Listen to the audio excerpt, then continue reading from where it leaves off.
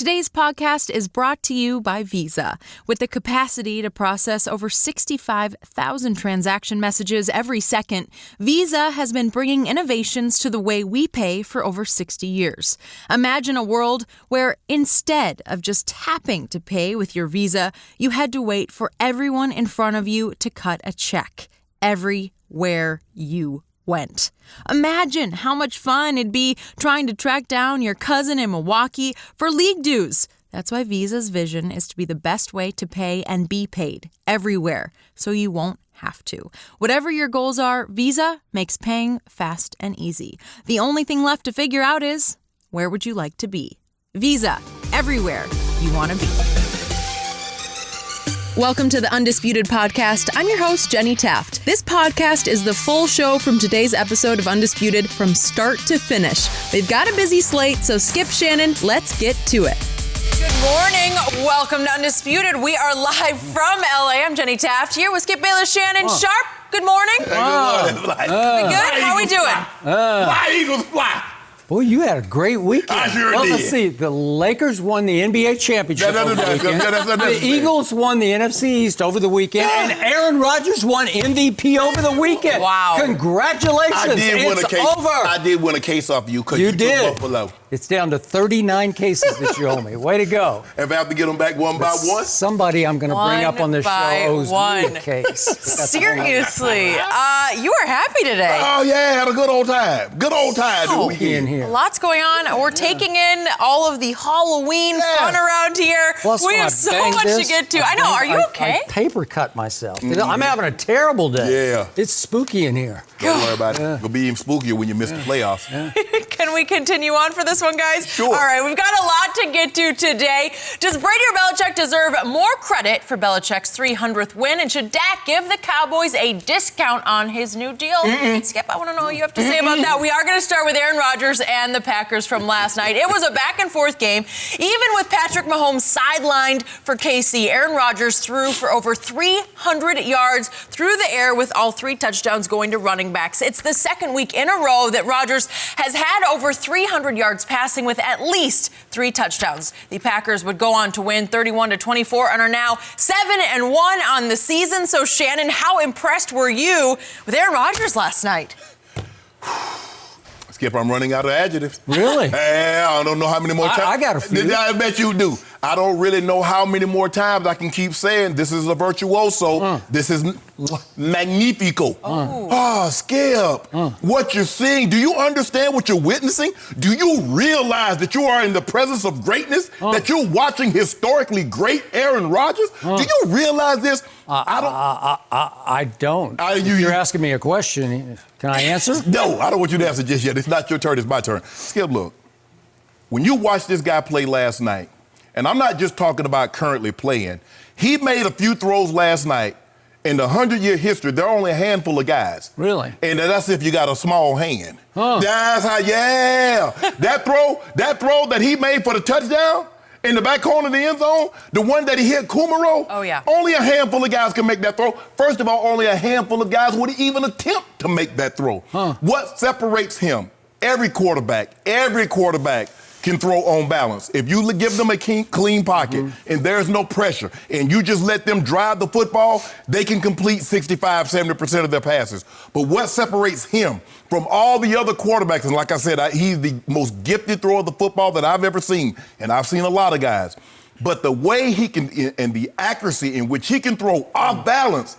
Skip, do you realize, did you see the throw that he made in the corner of the end zone? Did you witness that? Do you want to show it to me? Yeah, DJ, drop that track. Because, I don't really, Skip, me, I don't really come out like you. You like to have all that video. I don't like to do this. But, Skip, look at this. You had to show Skip! Can I talk, or do you? No, I don't want you to talk just yet. Skip, but what makes this so amazing, and the really good ones have a great grasp and a great understanding of this. The game will dictate whether or not I need to be great or do I need to be a manager. And we had an anonymous GM or anonymous source says, I don't know if Aaron can do it anymore. I need that same guy you can keep that anonymity, but I need you to come out and say, I apologize, Aaron. Really? I was dead wrong about you. You have not lost a thing. And what makes this so amazing, because every day I come out here and I hear a guy tell me, there's a guy up in Foxborough that can pick 3 guys out of the stands. Where are they from, Skip? Dorchester. Dorchester. He did it again last night. Oh. He made them come down in a driving rain and say, could you guys help me here? Because I don't have any receivers. What's going on here is that this guy, Aaron Rodgers, is doing this without his number one, Devontae Adams. Now, Valdez Scantling, he's a 5th-round pick. Geronimo Allison, undrafted free agent. Kumaro, undrafted free agent. Lazard, undrafted free agent. Now, I know a guy that if he doesn't have his number one, if you remove that hedge, Michael Gallup, if you remove Amari Cooper, he go to hell in a handbasket. I don't know why I brought that up. We're talking about Aaron Rodgers. What I saw last night showed you why, Skip Bayless, his neck and neck. It's neck and neck. He running, and Russell Wilson running for MVP. Because what you saw last night let you know what he needed to do. They got constant pressure, and it didn't matter. He should have had 4 touchdowns. Jones stepped out of bounds on 1. Lazard, that was a touchdown. Aaron wanted his head coach to challenge that. That was a touchdown to Lazard. But he said, you know what, guy? Don't even worry about it. I'm going to get me 2 more tubs for the night over. Skip, that was a virtuoso. They're 7-1, and they sitting real pretty. Right now, they're in the catbird seat. And if the playoffs ended, guess what? You guys going to have to come see us. You're going to have to see Aaron Rodgers, Skip Bayless, and I know you don't want to do that. So you're actually conceding we're going to be in the playoffs? Or? No. Oh. I say if they end of the day, which they don't. Because you got some more. Hold on. You still got Minnesota. You still got to go back to Philly. We got a hard schedule. Got a hard schedule. So I didn't mean to do this because I have a whole lot to say about everything you just spat out on the table.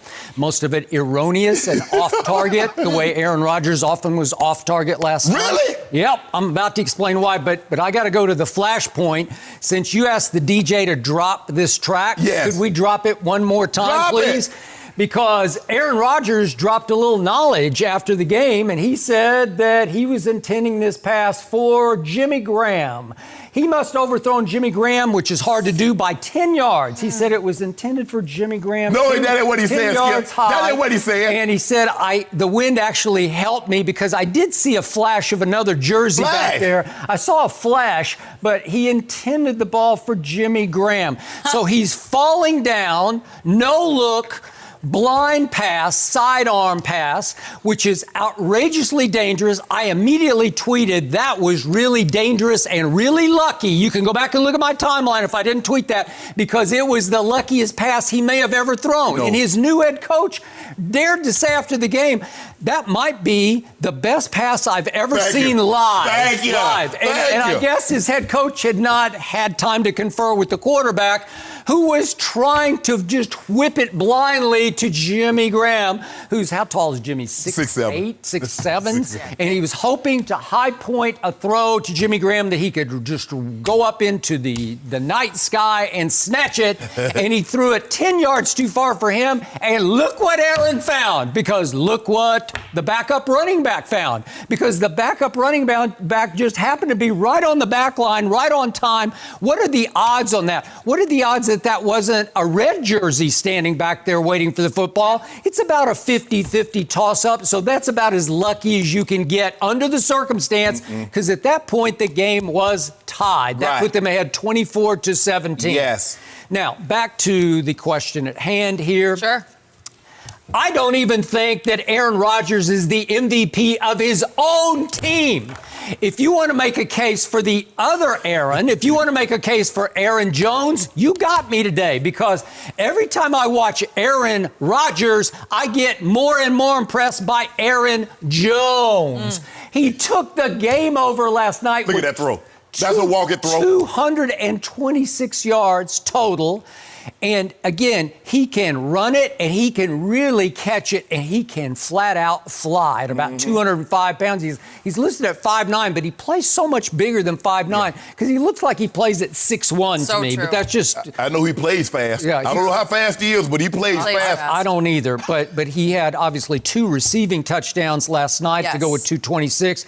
And all I know is my lasting memory at Dallas was not Aaron Rodgers, but Aaron Jones. When they went up 31-3, it was mostly about Aaron Jones because he wound up with 172 total yards at Dallas with 4 rushing touchdowns.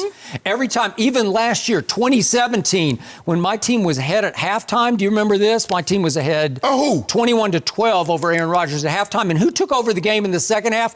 Somebody named Aaron Jones, who I'd never even heard of, out of UTEP. He was a Cowboy fan for life, and he took that game over in 2017. 180, he had 107 rushing, 75 catching. I said, where did he come from? Because he killed me in the second half, and my team crumbled with no Sean Lee on defense at that point and lost that. You had a quarterback, though, so what did he do? So let's go back to Aaron Rodgers here, shall we? Yes.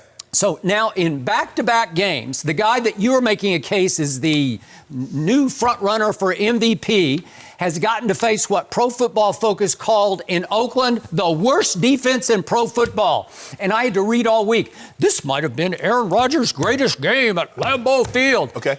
Oakland has the worst defense in pro football, and last night I can make a case that Kansas City had the worst defense in pro football because you, Shannon Sharpe, Hall of Famer, have been trashing Kansas City's defense all year long. Am I right? What? You have told me it's terrible. Have you not told me that again and again and again and again and again? It is just terrible. It's not my turn to speak. Okay, but you've been telling me that. And not only was it terrible going in, because it was ranked going into the last night's game, the 27th worst defense by Pro Football Focus.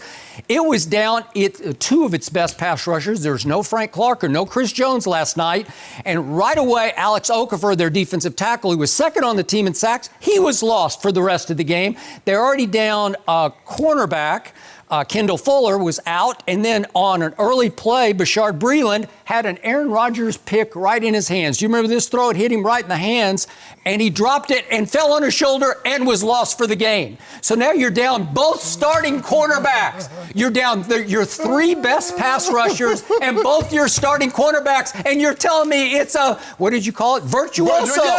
Against a wait a second. A bad defense without 5 key starters, both cornerbacks and 3 pass rushers, and you're telling me virtuoso by Aaron Rodgers? Baloney! Hold on, Skip. What are you doing? You have turned him into the LeBron James of the NFL. Now, see, this is the problem that you see. Me and you, when we butt head, this is the problem. This was the same defense. They're 27th now, Jenny. They were 32nd last year. And all I hear about fourth quarter and overtime, 3 3rd and 10s. How many times, Shannon, have you ever seen that? Bing, bing. That's the same defense. Seen that. Yeah, exactly. Yeah. But that was the 32nd ranked defense last year. And you heap praise on Tom Brady about what he did. Now you want to castigate Aaron Rodgers for doing that to the defense? Well, again, it wasn't down 5 starters against Tom Brady. Even down 5 starters, they were worse. They were worse then than they are now. You know that. I know that. Well, I guess if you say they added Frank Clark, they had Chris Jones, I guess they mixed and matched some guys. You could make that case, but still, to convert 3 straight 3rd and 10s against a college defense is virtually impossible. Oh, stop. Well, no, I'm going to start. Certainly against Oklahoma's defense. I wasn't getting right up, Skip. Hold on. I know y'all didn't lose to K-State. Lincoln Riley, all offense, 0 defense. You can count once a year on a big disastrous collapse. Not good. Whoa. So, wait, Jalen Hurts puts up a Heisman game again, and he can't overcome 48 points allowed. Sorry, next question. We're talking about Aaron Rodgers and what he did last night, throwing to 3 undrafted free agents. And a 5th rounder, minus Devontae. So even better for Aaron Rodgers, there's no Patrick Mahomes, who said after the game, if it had been a playoff game, I could have played. So I'm going to guess that the only game Patrick Mahomes is going to miss the whole year, God bless him, I'm going to knock on wood for him, but the only game potentially that he'll miss the whole year just happened to be the Sunday night game against Aaron Rodgers at Arrowhead. Yeah, I would love to see that matchup. I would love to see that. Okay, but there was no Patrick Mahomes, which meant, guess who the starting quarterback was against Aaron Rodgers last night? It was the guy who was retired coaching high school football all last year. Right. Coaching high school football was Matt Moore, and he came back to have to get thrown into the fire against Aaron Rodgers and that revamped Packers defense. Whoa, hold it. Wow. Skip. Think about the degree of difficulty. Pretty impressive. The Packers should have won this game by 4 touchdowns, and they barely won it by 1. But that was the thing. Remember when the Packers defense was dominating people and Aaron Rodgers wasn't throwing for 300 and 400 yards and everybody's like, well, can he do it? He's throwing for 190, 205. Wow. And I said, you have to understand. He understands full well what he needs in order to win. But wait a minute. You and so many others said Andy Reid and this offense made Patrick Mahomes. Well, make Matt Moore do what Patrick Mahomes does. If it's all Andy Reid, if it's the offense, Sammy Watkins came back. You laughed at Matt Moore before this game. When we brought up the mere prospect of Matt Moore having to start one game a week ago on this show, you laughed and said that's disastrous. I laughed when people say Patrick Mahomes is made by Andy Reid in this offense. Okay. That's what I laugh about because he just goes to show you. Now, Patrick Mahomes has only had Sammy Watkins for one game. Now, Sammy Watkins is back. Tyreek Hill is back. Mecole Hardman. You saw what he still got wheels to burn. All these guys. So if it's Andy Reid, if it's this offense, get Matt Moore to do what my homeboy does. That's just absurd. Exactly. That's my point. Thank you very much. What's even more absurd is your MVP case you're making for Aaron Rodgers because he threw 4 balls last night that could have been intercepted. 4 balls, maybe should have been intercepted last night. And the Breland one was the worst because that even cost, that was not only not an interception, he's gone for the rest of the game. And he's pretty good. Skip, there's a reason why they play defensive back. If they had hands, they played running back and wide receivers. Okay. It's like the pass is intended for you. This is a virtuoso by Aaron Rodgers. Virtuoso pass right into the hands of Breland, and he rolls on his shoulder, and he is gone. I mean, that was the one bad throw all night long. Remember the one to Honey Badger where he overthrew in the end zone and the Honey Badger just tipped it up in the end zone? And I'm like, well, come on, catch it. Boy, that's good. I could see that all day. That's really a good pass. Skip, at some point in time, you're going to have to give this man credit for what he did. Now, he's doing this. I give him little to no credit. Skip, you hold on. These guys, he got 3 guys from Ashwaubenon. He got 3 guys from Sheboygan. He's got another guy from Appleton. And he's doing this. This is not Devontae Adams. Look at How about you. Aaron Jones from El Paso, Texas? Oh, really? How about that guy? Where's he from? Hold on. Now you're getting an opportunity to see. Because Aaron was wondering for the longest time. Now I see why Dak is getting all these yards. Boy, when you got a running back there that can do this. I wish Dak Prescott had Aaron Jones. I do. So what? Hold on. The man. Hold on. Lightning. How about Skip? Lightning. Hold up. Gone. What about gone? You guys. All you got to do is flip it to him. Aaron, what was the game-winning pass last night? It's a none-yard pass to Aaron Jones. A none-yard. They just run a little easy screen for him. And Hitchens, former Cowboy, gets screened off, and he just gone to the house because he can flat out fly. And on third down. 2-minute warning. What did they do? They put Jones outside. They put him in short motion. They let him run a little speed out. Boom, ball game over with. I mean, he might be their best receiver and their running back. You know good and well Devontae Adams is their best I'm receiver. saying right now on the field without Devontae. No. So hold up. You mean to tell me he's doing this without Devontae? You mean to tell me last week he threw all on y'all without him? Well, I'm starting to wonder who needs Devontae. Seriously. Don't do that, Skip. Wow. No, Skip. See, when you great like that, you take guys that no one's really ever heard of, undrafted free agents. Basically, when you get a guy as an undrafted free agent, really he's just a camp buyer. Because if you thought he was going to be something, you would have drafted him. Maybe not in the first or second round, but you got 4th round, 5th round, 6th round, 7th round. But they didn't do that. So these basically guys were camp buyers. And Aaron Rodgers said, you remember last week, a couple of weeks ago, Aaron Rodgers said, give me him. He said, I want Lazard. He said, give me him. That's when he went to the coach and said, give me him. I can make something out of it. I told you when Lazard was at Iowa State, he killed Oklahoma. I don't know where he was. He beat Baker Mayfield at Norman. He beat him. He was the star of the game. Aaron Rodgers. Skip, you know what Sunday was yesterday, right? He said, look here, give me Lazard. He water, but I can turn it to wine. Maybe something good out of Skip Bayless. You hate You know what? I'm running out of adjectives. I'm down to just one left for Aaron Rodgers. Overrated. That's all I know. Just one left. I got one. I can't believe you would say that. Wow. I can't believe. So his QBR last night was a grand total of 70. What was Tom Brady? 0 to 100. We'll talk about him later. We're talking about Aaron Rodgers against a really bad defense. Maybe the worst defense in the NFL last night. So he had a QBR of 70, and that vaulted him all the way up up on the charts to 8th in the league. He's 8th in the league in QBR, and the Dallas Cowboy quarterback remains number 1. But the Hall of Famer across from me is making the case that Aaron Rodgers is edged into the MVP lead.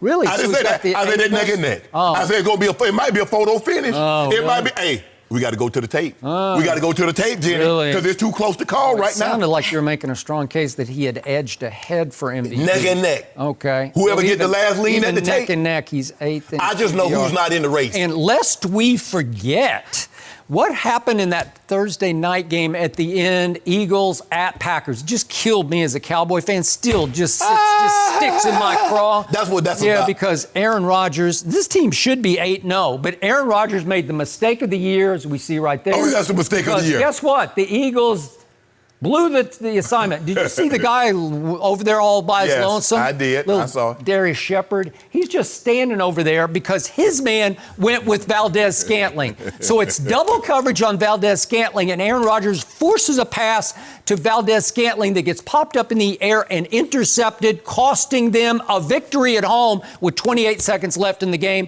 And little Darius Shepard just wanders out into the flat and is like, I'm open, look at him. You can just see him out there. It happens? It happens. It's the mistake of the year. It changed the fortunes of two teams because it kept the Eagles afloat in the NFC East. It was a gift. So you guys got a gift from Aaron Rodgers and a gift from the Jets because you got Luke Falk at home. You got to play Luke Falk. Did you see the guy that's seeing ghosts? Did you see the guy that's seeing ghosts? That's what you got. The guy that saw ghosts beat you. He turned my whole defensive line into ghosts. Yeah. You know? It was Halloween out there. He was like, oh, I'm scared. And guess what? He came to Cowboys, and they gave him all the candy he wanted. Not that candy corn, because that's your quarterback. And it was voted like worst Halloween candy. Candy corn. So the guy you're making a case for MVP gave that game to the Eagles because he could have underhanded the ball to Darius Shepard. It's like the easiest read you could ever have. You see two Eagles go with the wrong guy. Well, what are you doing? Okay, Skip. That's in the past. Oh, I think it's in the present for me because it sits right in the middle of that table. No, because what you wanted, because this is not about Aaron Rodgers missing the guy. You wanted Aaron Rodgers to do damage to put the Eagles further back. Well, sure you I wanted did. Buffalo to put but it's on a silver platter. Here. Just underhand it to him. And this last night, the degree of difficulty going on the road. Arrowhead is still a tough place to play. They just lost 2 in a row. Now they've lost 3 in a row. With Patrick Mahomes, they'd lost 2 in a row. They beat the Broncos. Stop They it. beat the Broncos. You know, this was easy. This was a gimme. At some point in time, like I said, for the first couple of games, there were some games in there. Chicago, first game of the season, he was a game manager. Remember how you talk about, well, he can't do it anymore. I think he's over there loving Pat. Been a game manager all year until Oakland came in with the worst defense. Then he had his greatest performance ever. And last night, against what was left of Kansas City's bad defense, he had a virtuoso performance. And could we just see one more time that throw to Jimmy Graham? I want to see the Jimmy Graham show because this is all time. This is the greatest throw I've ever seen. Not. Look at this guy falling down, throwing it sideways without looking. I'm throwing it in the vicinity of my tight end, except I missed him by 10 yards. And he said, I think the wind helped me a little bit there because it blew the ball so far. It blew it right into Jamal Williams' breadbasket. It's the luckiest pass. That's even luckier than Eli's Super Bowl pass. What makes this throw so unbelievable? I don't know how many people have ever tried to throw a ball sidearm, but once upon a time, many, many years ago, in a long, far place, Jenny, I was a quarterback. When you throw the ball sidearm, to be able to whip the ball sidearm and throw it at an angle that it'll go, because he does that as well as anybody. That's why his Hail Marys are so great, because he has the ability to throw the ball, it'll go up, and then it just tails down. Shannon, he missed his target by 10 yards. No, he didn't. He hit the target. Okay. That's a genius. See, a genius sees something that no one else sees and hits his target. That's a genius. Aaron Rodgers is a genius. Yeah. Is he a genius? It's like the genius coming across the table at me right now. Oh, my gosh. We've got a different genius to talk about. I haven't seen you like this before. Your Cowboys, I haven't heard you like this before. Your Cowboys didn't even play yesterday. It's not easy. So that was the one way you were guaranteed that they wouldn't lose. They didn't play, but they did tie. They tied the bye, Jenny. So, but guess what? You in trouble. Who's in first place in the East right now? No, we tied. We tied. No, you're not. You get the same record. You're a half game back. That's okay. Hey, that's half. It's 4-3 versus 4-4. Hold on. You know what, Skip Bayless? Y'all got to see us again. Y'all got to see us again. Yeah. You got to see us again. No, we went there and won last year. But you won't do it this year. Happy to do it again. But what you saw Sunday from that guy, he still got it. He's still doing them commercials. And you see them? Oh, they're trying to mimic my guy. Everybody want to do the discount, double check the Raiders last year. He says, okay, I'm finna chin check you now. Pop, pop. Wop, wop, wop. He's finding a way to get it done. He's in L.A. next week as well. Here, where, L.A.? L.A. Chargers. Yeah, he needed his State Farm agent out there to save him last night. Boy, he whipping him. That guy goes everywhere with him. So you're calling him a genius. Ooh, yeah. Well, you know. Because nobody saw that target. Only a genius sees things that no one else sees and hits the target. No mercy. Are you ready for what's ahead? You can't always predict the future, but you can game plan for it. Generations of families and businesses have harnessed the power of Pacific to help them reach their unique goals. Whether you need to save enough money to meet your needs, ensure your family is protected, or make sure you don't run out of money, Pacific Life has a variety of financial solutions that can help. Pacific Life counts more than half of the 100 largest U.S. companies as its clients and has been named one of the 2019 World's Most Ethical Companies by the Ethisphere Institute, protecting what matters most to people for 150 years and counting. That's the power of Pacific. Ask a financial professional about how Pacific Life can help you game plan for your future, or visit www.pacificlife.com. No mercy. Tom Brady and the Patriots were in the driver's seat all day against the Browns. Yesterday, the defense forced turnovers on 3 straight Cleveland offensive snaps that included 2 fumbles from Nick Chubb and 1 Baker Mayfield interception. Brady had just over 250 yards through the air with a pair of touchdowns, both to Julian Edelman. With the 27-13 win, Bill Belichick becomes just the 3rd coach to have 300 career wins, including the postseason. So, Shannon, was Belichick's 300th win more about the defense or Brady? Hell, it's been all about the defense all year long. Can anybody remember the last time this team won a game because of their quarterback? Can you? Yeah, Skip Bayless, you got to go way, way back because it hasn't happened this year, and it did not happen in the Super Bowl because he had a 26 QBR. Remember Skip Bayless? Because you love QBR. He had a 26 QBR, had 1 snap. 1 snap for both teams in the red zone. Anyway, as I was saying, making my point, it's been about Coach Belichick's defense all year. They got the scoop and score. Boom, touchdown. I think that was Zeus Hightower. Jamie Collins is, I don't know, Skip. I go back and forth. Is it he or is it Nick Bosa? Is it Devin McCourty? I mean, it's one of those guys for Defensive Player of the Year. Never seen a rookie play like we're going to talk about him a little later. Nick Bosa's playing his ass off. Wow. But Skip Bayless, another 3 turnovers, a scoop and score. And then Baker. Skip, we see these quarterbacks run this little jet sweep a lot of times. And what happens, they bring the guy in motion, Jenny, they bring him in motion, jet motion. What you do, Skip, is you throw the ball up. So that way you toss it up in the air, the guy comes, plucks it, and keeps going. Skip, Baker shoves the ball forward right into the defense. 2 guys are blocking it. He went underhanded, 2-hand scoop. Right to the guy. No, you don't scoop it forward. You scoop it up. Yeah, unless the ball is soaking wet. But go ahead. Well, hell, Tom Brady, hold on. Was Tom Brady in the phone booth? Hell, it's raining on him, too. He wasn't throwing it all over the place. You brought that up. Thank you. So much Thank rain. you. Whoa. You started making my case already. I might lay out of this topic. Yeah? Keep going. Hold on. You talk about a defense, and I still have my doubts, but the fact of the matter is they're giving up 7.6 points per game. That's what they're giving up. That's what they're yielding. They have yet to give up more than what, Skip? 14? Well, can I interest you in that? So 14 points. How many teams, if you got a average quarterback, yield just 14, give up the most points you've given up in any game this year is 14. How many times you going to lose? Who have they played, Shannon? Whoa, time. I'm glad you said that because the same team. Because it's not like they're playing the 85 Bears. It's not like the offense is playing the 85 Bears. Stop it. Stop playing Skip Bayless. Now, you kept telling me they haven't played anybody. I'm reclaiming my time. Okay. I need 5 more. All right, take it back. Got 10 extra seconds because you keep interrupting me. Skip, you know what it's all about. Skip Bayless, look, it's so hard to critique and analyze Tom because anytime you critique him, what about those 6 Super Bowls he won, Jenny? I know. What about what he did in the AFC Championship game? That's his. That's on his resume. I'm critiquing his play this year on a game-by-game basis. And anybody that thinks Tom Brady is playing at the level that he's playing at 3-4 years ago, and this defense is some boo-boo, is sadly mistaken, Skip Bayless. You know that. This defense is playing historically great.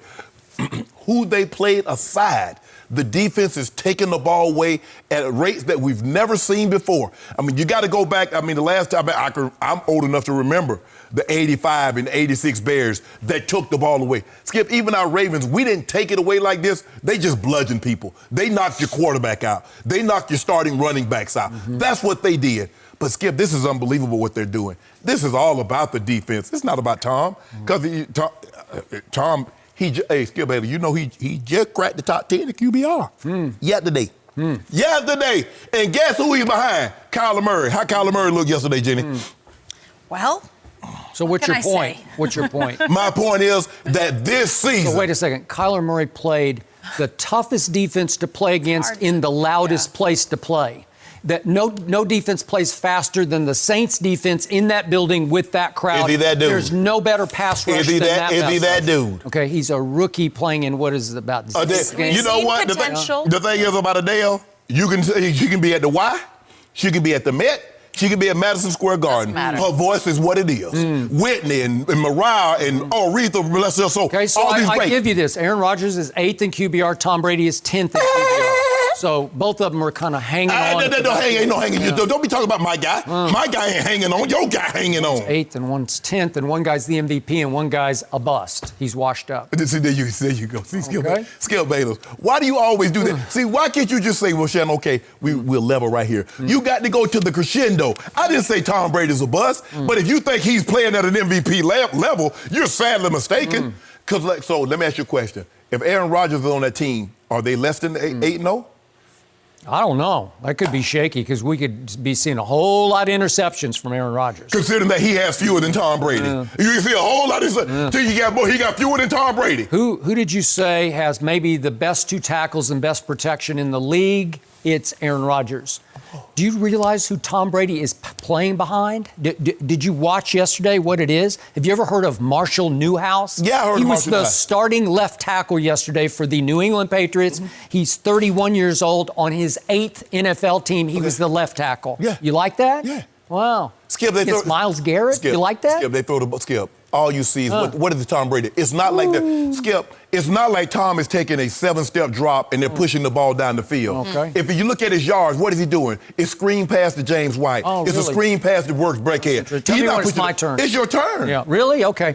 Let me see the first play that Brady connected with. It was 3rd and 6 from his 31 with 11:04 in the first quarter. It's still nothing.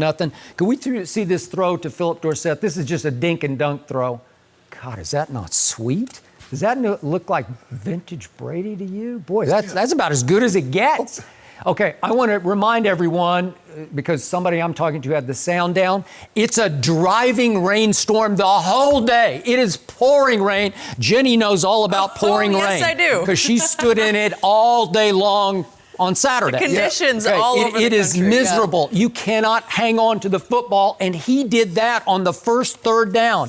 And in the same drive, it gets to 4th and 7 at the Cleveland 33. Could we see this throw to Edelman? Because this is just a cannon shot here. This is the washed-up quarterback. That's 7 yards. Woo! 4th and 7. 7 yards. That's actually 10 yards for a first down. Oh, my goodness, Skip. He did it again. This is 4th and 7. Why did they go for it on 4th and 7? Because there was no way to even kick field goals because it was swirling wind and driving rain. Well, no way to even kick field goals. But it's not like Mike Nugent is automatic. Skip. Wow. So, once again, my takeaway from this game was Tom Brady said, I think I need to make chicken salad out of a whole lot of chicken, you know what, because that's all they had to work with yesterday. Because I'm going to remind everybody again, there's no Gronkowski. Heck, there's not even Dwayne Allen, who's a really good blocker last year. So they had those guys in tandem at tight end. Ben Watson can block. Okay. Ben Watson caught one ball yesterday. He's 38 years of age. Caught a big play, too. Oh, big play. 38 years of age, and that's all you got because the 2 guys that you tried to replace Gronk with, Matt Lacoste and Ryan Izzo, are both hurt. They're both gone. So you tried AB for a while, and that just blew up in your face. Yeah. And what just happened to Josh Gordon? He's about to be released. You don't even have him. N'Keal Harry you took in the first round, and he's on IR and might come back in a couple of weeks. We don't know for sure about his injury. So, well, they got to activate him with a certain amount of time. Well, it's coming up. Okay. But I don't even know how. I don't know if he's healthy or not to be activated. I haven't heard anything. They don't tell you anything. True. So Isaiah Wynn, the first-round pick at left tackle, is out. Right. David Andrews, who'd become a Pro Bowl quality center, is out. So you are mixing and matching in an offensive line that cannot run block, and you have no run game that's even remotely resembling what you had at the end of the year last year. Correct. Okay, so you don't. Again, Marshall Newhouse at left tackle, and all of a sudden, Tom Brady says, I can do this because my defense got tested yesterday for the first time. And what did we see? We actually saw a little bit of vulnerability, dare I say, from this unit. Run game. Wait a minute. They gave up 159 yards rushing yesterday, and Nick Chubb went for 131. And is it time to say that Bill Belichick actually made a mistake in that 2018 draft? Because he could have had Nick Chubb with the 31st overall pick, and he took Sony Michel, who was really good at the end of the year last year, but has not been very good this year. Well, I think Chubb, but I think the previous year, Skip, Chubb had tore his knee. Okay. And so, obviously, you're looking at situations like that. But he played against Oklahoma. Yeah. But I'm saying, but the previous year, his junior year. Okay. It's on his resume. But again, they're about the same size, except Chubb's about 10 pounds heavier. They're 5'11", 215 for Sony and 5'11", 227. Skip, if you watch them play at Georgia, Chubb was the bell cow back. Sony Michel gave you those splash plays. He'd come in, you remember him skip against Oklahoma. They screened the ball to him. How did they him time at the combine? Sony ran 4.54, but Nick Chubb ran 4.52. So they're about the same. Yes. So it's not like one guy's blazing faster than the other guy. Right. Not really. So Chubb goes at 35, 31 to 35. 4 slots later, he goes, and I got to tell you, my eye test is telling me he's a stud, man. Yeah, and I also thought, Skip, that when you looked at it, they threw the ball more to Sony Michel in college than they threw to Nick Chubb. Okay. And the one thing that Coach Coach who's caught a whole lot more balls in pro football, Nick Chubb. But I think the thing is, Coach Belichick, he really values versatility. Okay. If you look at the guys that's on his roster, they normally can do more than one thing other than Tom Brady. Tom Brady's not playing special teams, and we get all that, Skip. So I think it's easy to look back now and say, okay, but when Sony Michel was doing what he was doing throughout the playoffs last year, and what he did in the Super Bowl, I don't think there was any question about it. They took the right guy. Well, right now there's a big question in my mind. I think it was a mistake. That's what I'm seeing in year number 2 for these two backs. And how fortunate were the New England Patriots yesterday to be playing the Cleveland Browns, because their reporter, Jake Trotter, longtime friend of mine, has been calling them the bad news Browns because they are the most undisciplined team in pro football. They are running away with the penalty lead. And guess why, Skip? I know you saw this, and I still don't understand why. And Freddie K gave us a BS reason. Skip is 4th and 11. Now, he brings his offense off the field. His punt team comes onto the field. They get a false start.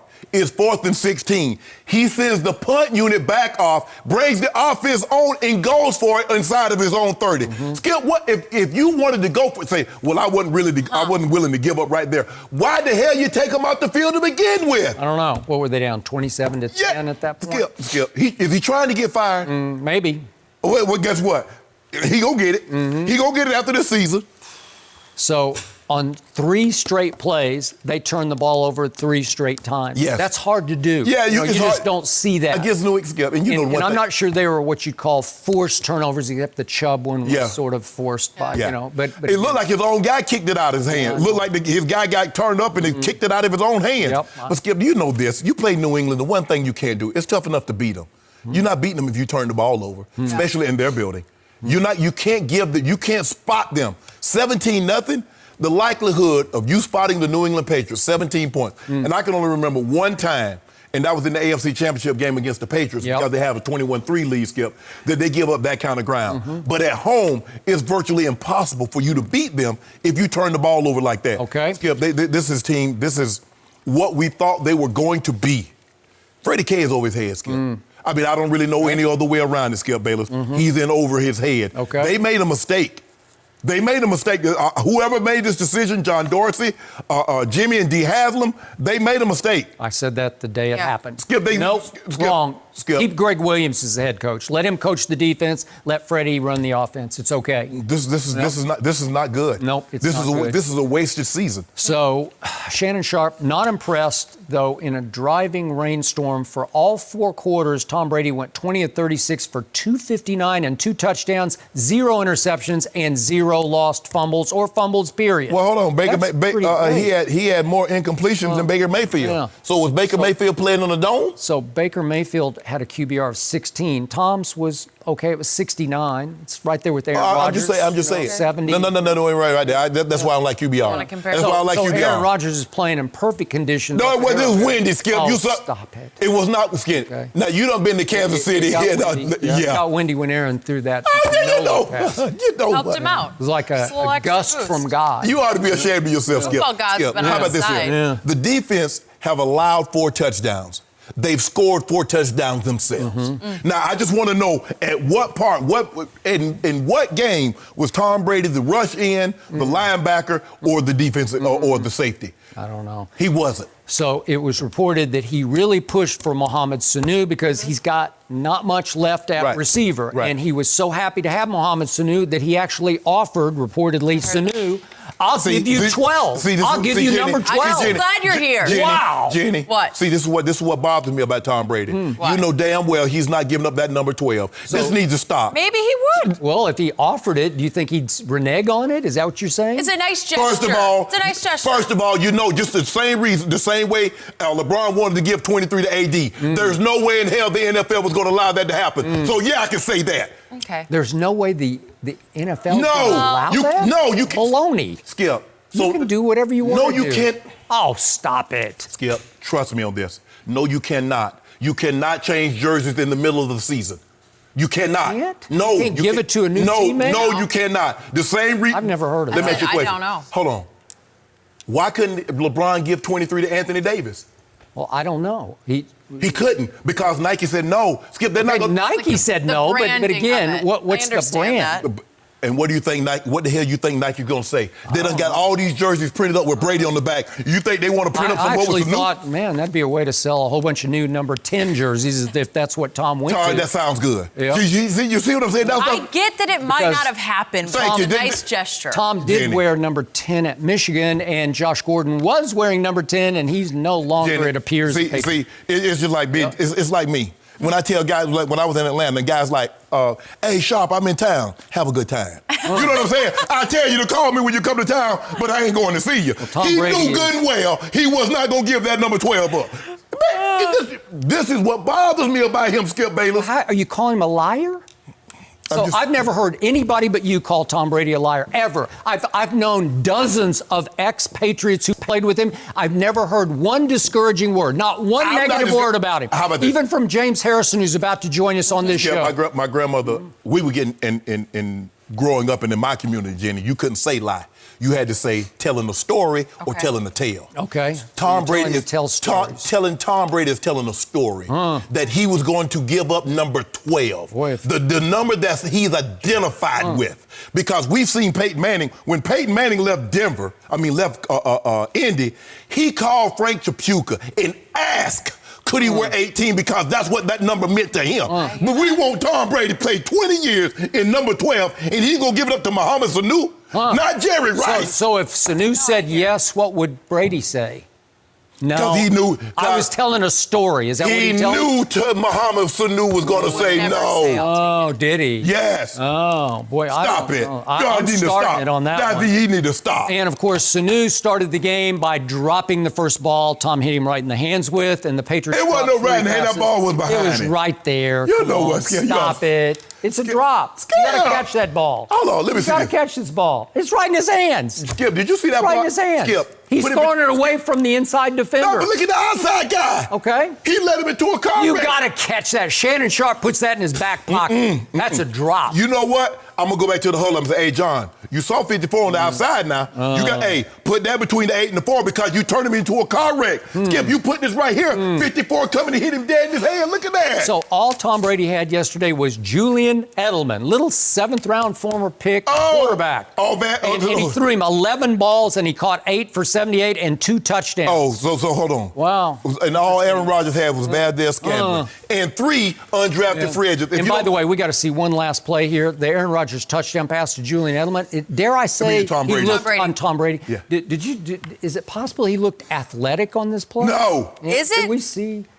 He bolts the pocket to the right and throws. Ooh, that was sweet. How many quarterbacks? Wow. That's a 3-man rush. How many quarterbacks you think that can do that? That looked like mobile to me. That looked, man. Did you have that same reaction to it, Skip, you ought to be ashamed. No. You should be. You really this should is be. washed up Tom Brady, and he did it again. I don't know how he does it. You and I both rain. know the Statue of Liberty in 200 years have moved more than Tom Brady. Really? Yes. I don't know. All those quarterback sneaks. Woo. Nobody snuck it better than Tom Brady. I'm talking Greatest ever. I'm not talking The about Statue of Liberty cannot quarterback sneak. I'm not talking about quarterback sneak. I'm talking about moving. You ought to be ashamed. Skip, you need to be ashamed of yourself for saying this. That you know it's been about the defense. No, it hasn't been about the defense. It's been about that quarterback. Skip, you're talking about Skip. They have the highest point differential, the second highest in NFL history. Playing nobody until yesterday. So I just want to make sure I hear you correctly. The offenses are nobodies. The defenses are somebody. You see what he's trying to do, Jenny? He's trying to accentuate what Tom's doing while undermining what Coach Belichick is doing. I'm just not seeing washed up over the hill on his last No, legs. because that's what you felt. See, Skip, I can't help you see if you choose not to. I can't show you enough video. The throw to Dorsett is all time. I've seen it. I've seen it. All right. No mercy. I think we got to move on from the Patriots now because here's the thing. The Eagles. You know, they actually did have quite the performance. After losing their last 2 games by a combined 45 points, the Eagles bounced back in a big way against the Bills yesterday. In a game that saw gusts of wind reach 40 miles per hour, Philly racked up 218 yards on the ground, including a 65-yarder for Miles Sanders. Carson Wentz had 172 passing yards in the windy conditions and added another 35 on the ground. After the game, Eagles head coach Doug Peterson said the win was a step in the right direction. They needed it. All right, Shannon, who deserves the most credit for the win? Walking to him in the offense. Walking to him. That's what he did. Because I know a guy that went up there and played this very same defense in less adverse conditions. Threw for 150 yards and an interception and scored 16 points. My guy go up there, coming off getting shellacked twice. Got shellacked twice on the road. No chance they can beat Buffalo. And what he did, said, watch this. Yeah, can't do this. I bet you can't do this. And they did it. And now what? I know what you was hoping. You want to buy Buffalo, do your dirty work. Nah, you going to do your dirty work. If you want the house clean, clean it yourself. If you don't want the Eagles to miss the playoff, you do something about it. Stop hoping somebody else does something about it. My turn? No, it's not your turn. You saw what Walking to him did yesterday. 17 or 24, 172, 1 touchdown. And like you 172? Are you cool with 172? 172? I just want to know, is 172 more than 150? It is. Is 1 touchdown and no interceptions better than 150, 0 touchdowns and 1 interception? I just need to know, because I ain't good with math, Jenny. I thought Jenny. you called 200 yards the Dak Prescott line. Are you over the Dak Prescott line? He was under it. Hold on. That's Prescottian. Yikes. That's the word I like to use. Yikes. But anyway, Skip, hold on. We're not talking about Dak. There's going to be a time and a place I'm going to talk about Dak. The guy who's number 1 in QBR in the NFL. Go ahead. The Bills' defense hasn't given up more than 21 points all season long. All season long, till Tom Brady and that vaunted Patriots offense. Tom terrific. The greatest quarterback. He's the greatest human being. You don't know that, but the TB12 method, they're working on the cure for cancer. I'm telling you, Jenny. Can the Patriots run the football? Can they run the football? They cannot run it. I just told you. They got little to no run game. Woo. Offensive line, no offensive line. Thank you. You got more, Shannon? I just want to talk. I just want to finish my statement. That's all. All right. Skip, give this credit. Doug Peterson was under heavy fire. They had gotten beat. And you know, our guy came on, what was that? Was that Friday he came on? I heard about it. Scared? And since shockwaves, we were training Skip. We were trimming it. I don't like what they tried to do. They talk about he was on FS1. Say the name of our show that he was on. Agreed. Don't be talking about no FS1. That's the best point you made all day. If you want to use our stuff, say where he was on. Thank you. But anyway, I ain't calling your name out, but you know who you are. If you ran our stuff, give us our credit for it. But anyway, Skip Bayless, deal with the virtuoso again. Sometimes you got to know how. And they did run the football. Woo! I've been waiting for this. It's amazing. Can you imagine what old walking to him can do if he had old Zeke Elliott all the time? But he got great contributions. They ran the football. Howard, Miles Sanders, even walking to him got 8 carries. He did. It was good. 41 for 218. Skip Bayless. I like that. But the Miles Sanders was the run that really put him over the hump. Because if you take that run out, they're down to 3.8 yards a carry. With that in there, they're 5.3. So this was a very, very big win. They needed this one. They could ill afford to lose 3 straight games, especially after the criticism, after losing the games in which they won and the fashion in which they had lost them. They needed this win. And because, Skip, I wasn't worried about the defense because even as bad as the defense is in the secondary, I didn't feel Josh Allen could take advantage of that. And so if you don't turn the ball over, you don't put them on short fields, the likelihood of Buffalo being able to move the ball down the field and put the ball in the end zone against you isn't very good. They took care of the football, and because I've been in Buffalo this time of year, even later, it gets windy. And those Buffalo fans, they're different breed, Skip. I know them. I've been there. I've covered many games there in December. They're a different breed. And they started, let's go Buffalo. When they start saying, let's go Buffalo, but walking to him says, not today. The Eagles fly. Fly, Eagles fly. Jenny, could you ask me that question again, please? Who deserves the most credit for the Eagles' win, Skip? Orlando Scandrick. Thank you. Could we see Orlando Scandrick on Friday's Undisputed? Not FS1, but Undisputed. Exactly. Could we see it? I think on defense, I think they have stuck together pretty good. I think there's some selfish people in that defense, though. Do you? Absolutely. I mean, I think that Rasul Douglas, who's a good friend of mine, I think he took some unwanted heat for some blown coverages on some other people's selfish play. And we don't even have to say names. Yeah, we do. I know you know about it. We don't have to say names at all. They know who they are. I think that when you wear a C on your jersey, it's your job to bring guys along. It's your job to sometimes you need to take the hard down. You need to take the hard job. And you need to, bring the thing together. I don't know if that's the case. Well, So, at the end of that interview, we picked the game. I had already been on record telling you they're not going to go win at Buffalo because I don't think they can score enough points to win at Buffalo. And as soon as the words came out of my mouth that I was picking Buffalo, he echoed that basically they got no chance at Buffalo. Orlando did. And at that moment, it flashed in my head, I'm in big trouble. Because Orlando Scandrick did for the Eagles what Doug Peterson did for my Cowboys the week before. They needed some external force, and that was a force of ether that he dropped on them. It was. I mean, he ethered everybody. He nuked everybody from Malcolm Jenkins to Howie Roseman, the GM, right? He left very, very little unscathed, right? Correct. And he just raved about how great the Cowboy culture is versus the Eagle culture, right? Yes. And how they're living in their Super Bowl past. And when this interview is finished and this show was finished, I told our producers I'm in trouble because he has just done what Doug Peterson can't do. He has reunited the Eagles. He has refocused the Eagles. He has recentered the Eagles, and they're going to say, oh, yeah, watch this.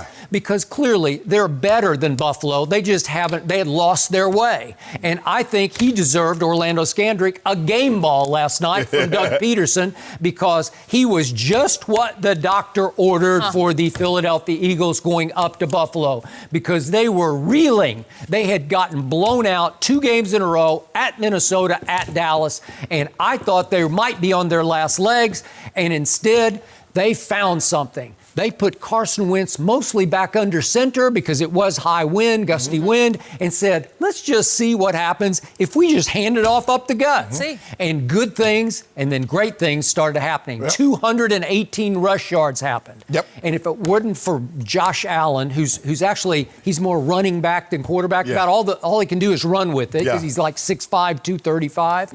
And remember, it's 7-3 near the end of the half, 2 minutes left in the first half, and he tries some sort of quarterback rollout and just spits it up, coughs it up, and gives them a short field touchdown. And that was it. That was the game. They just said, okay, here we go. And I want to give credit to Carson Wentz because he played very well under the conditions. He had 0 turnovers, as did Tom Brady up in the rain, but 0 turnovers in the wind is hard to do because the ball's getting blown all over the place. He missed the early throw. He did, because of the wind. But he was careful with the football. And I was impressed. They went 8 of 15 on third down. That is hard to do. In those conditions. And I must admit, I must let it go today. The Eagles are back in business. They are. They're back in business. So now my Cowboys are actually going to have to go earn the NFC East. And it is going to be hard to earn. Ain't happening. Yeah, and the thing that Carson Wentz needed to understand, the Eagles need to understand, is that what happened the last 2 games, Skip? Turnovers. You can't give teams short fields. You can't give teams the football. And it's like, if we take care of the ball, we like our chances. 71% completion percentage. I know a guy that was 18 or 39 for 46% completion percentage, Jenny, in less adverse conditions than what Walker to him did. They ran the football. They took time of possession. They dominated the time of possession. And when you don't turn the football over and you dominate time of possession, now, look, do I expect them to run the ball for 218 a game? No. But if they can get Skip, the thing is they need to get some resemblance of a run game. You can't ask this young man to go back and consistently throw the ball 35, 40, 45 times a game and win. You can win a couple of games like that, but that's few and far between. If they can get some resemblance of a running game, this team is good enough to get on the track and make a strong, strong push. I like the direction that this team is heading in. And maybe you're right. Well, after yesterday you do. You couldn't have liked it the previous 2 weeks. Maybe you're right. Maybe what O did, Orlando Scandrick, maybe that's what they needed. They needed somebody from the outside that was on the inside to criticize the inner workings of what he saw going on. And so now that's going to force them because now everybody's looking. Okay. So now it's going to force these guys to band together. Okay. You and your team are in trouble. Well, the truth is the NFC East is just now getting started because we're about halfway through and we're starting over because it's 4-3 versus 4-4 at the top. And here we go. We got Cowboys at Giants a week from tonight. Whatever. And here we go. Whatever. The Eagles host the Bears, so after what we saw from them yesterday. What on Trubisky? Oh, Mitchell Trubisky. Oh, yeah, he gonna give it up. He'll give it up. And now the field goal kicker, they back to square one again. Remember, Skip, they talking, we got our kicker. We got our field goal kicker. Doink. It's just black. I hate that. I hate games that end that way. I really do. The Eagles got a gift from Orlando Scandrick, a gift from Aaron Rodgers, and a gift from the Jets and Luke Falk. Way to go. Congratulations. Did you see what you call him did yesterday? Sam Darnold. Yeah. Did you see what he did the past 2 weeks? Luke Falk's not in the league anymore. If Sam Darnold was not the 3rd overall pick, he wouldn't be in the league. You loved Sam Darnold before the draft. I love him. He was out for a while with Mono. He's kind of finding his groove again. I love my first girlfriend. How'd that work out for us? I don't know. You tell me. I'm here and she there. No mercy. The Lakers got a pair of wins over the weekend after coming up short on opening night Friday. The Lakers won their home opener against the Jazz 95-86, and last night LeBron, Anthony Davis, and Dwight Howard all had double-doubles in a 120-101 win against the Hornets. LeBron said, quote, "That's the luxury of depth," when talking about Dwight's 16-point game, where the center went 8 for 8 from the floor. The Lakers will look to make it 3 straight against the Grizzlies tomorrow night. So, Shannon, how impressive were the Lakers in their 2 weekend wins? I was more impressed with the win against the Jazz because I think everybody thinks the Jazz is going to be a major player in the Western Conference. And when you can do what they did against the Jazz, now the final score was they won by 9, but the game really wasn't that close. I thought the Lakers dominated that game really from start to finish and got it up by as many as 22 in the fourth quarter. And Skip, you can see You can see what old Bron James, he made me so sick. He old washed up self, averaging 23, 10, and 7. And I told you what his stat line was going to be this year. I said, Skip, he'll average somewhere between 23 and 25. He'll have a double-digit in assists, and he'll be somewhere 6 or 7 rebounds a game. I said, he's not going to be relied on to do the rebounding like he once did, or the scoring. I said, now, Anthony Davis, that's why I said he's going to be the MVP. He's going to give you somewhere 27, 28, really? 12, 13 rebounds on a nightly basis. The guy who got skunked by the Clippers in the fourth quarter, MVP, I think not. But go ahead. So if you have one bad game, that disqualifies. Why you keep interrupting me? Opening night. Hey, thank you. But anyway, as I was saying, so before I was so rudely interrupted, Jenny, I love what I saw. Dwight Howard giving a 16 and 10 last night. Anthony Davis, another monster night. Oh, LeBron James say, you know what? I wish LeBron wouldn't go so much out of his way to try to get AD, try to get others involved, because it's really taking him out of his rhythm. But he's like, you know what, guys, I'm going to get mine. I can get me. You do you. I want you guys to get going, and then I'll come along a little bit later. And that's what we saw last night, Skip. But the win against Utah was really impressive because AD had it going a little bit, and then LeBron took it over. 37 to 30, with 32, 10, and 7. Ho-hum. And he washed up. Did you know LeBron washed up with 32, 10? And then last night, another 20, 10, and what he had last night, Skip Bayless. Don't you worry about the Lakers. Don't look now. Hold on, I know the Clippers, because Clippers supposed to go 82 and 0. Yeah. Book. All I know is this here. They got two of the top 5 defenders in all of basketball. The Clippers do, and Booker cooked them both. Cooked them both. Well, wait a second. Did Paul George play in that game? Paul George didn't want. Oh, he didn't play. Okay. When that guy hold on. Oh, you didn't say nothing about. Hold on. Wait, did number 2 have almost a triple-double in that game? Oh, it was triple. Interesting. Well, he should have cut down on some of them points and assists and try to stop Book. Because Book got it going. Well, all of them got it going. Kaminsky got it going. They were just raining threes. They were. Okay. But you had to be impressed with what you saw, old Goat James and company. I was impressed with this. I think LeBron got to make the Lakers' schedule this year. There you go. You think so? Yeah, I've never seen anything like this. You get to start with 4 games at home? Really? And I know the Clippers was allegedly a Clippers home game, that's right. but it sounded like a Lakers home game, right? No. So it was effectively a home game. And then you get Utah, and what a break old Bron got, because do you know that new guy at Utah named Bogdanovich? Yeah. He used to give LeBron fits when he was in Indiana. Listen, he can guard LeBron. He can bother LeBron. He can. He is really a sly, savvy defender who gives him some trouble.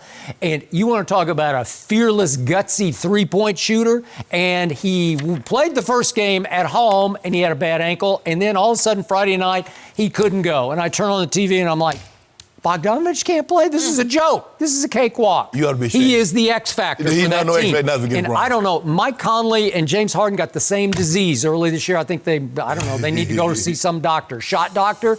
Neither one of them can even sniff a three-point shot. Mike Conley has just forgotten how to shoot a 3. So has James Harden. What is he, like 3 for 26 from 3 so far in 2 But that games? hadn't stopped him from shooting them. Okay, well, that's what you're supposed to do. And Mike Conley needs to keep shooting, but he couldn't make one against the Lakers. And then all of a sudden, they get probably the worst team in the entire NBA. They get Charlotte, and you're over there beating your chest, throwing your fists in the air. Did you see O'Brien against Charlotte? No, Skip, that's not what I said. I said I was more impressed with the game against Utah because many believe Utah will be a major player in the Western Conference. You said that. You said Utah's going to have a better record than them. With Bogdanovich, Skip, yes. Skip, will you stop hyping? Skip. He is really good. Okay, how about you're not rating him correctly. Okay, Bogdanovich, the last time Bron played him in a series, LeBron went 34, 10, and 7. Yeah, I can show you. Yeah, but who won a couple of games in that series? And who did it go to Game 7? It went to Game 7. Yeah. It's funny that you mentioned Game 7. Oh, and guess what? In Game 7, LeBron mysteriously left for a while. Remember that? And Kevin Love saved him? Yeah, Remember when Bron went to the locker room for 5 clock minutes? And I'm like, where did he go? And you know what? You're right. They saved him.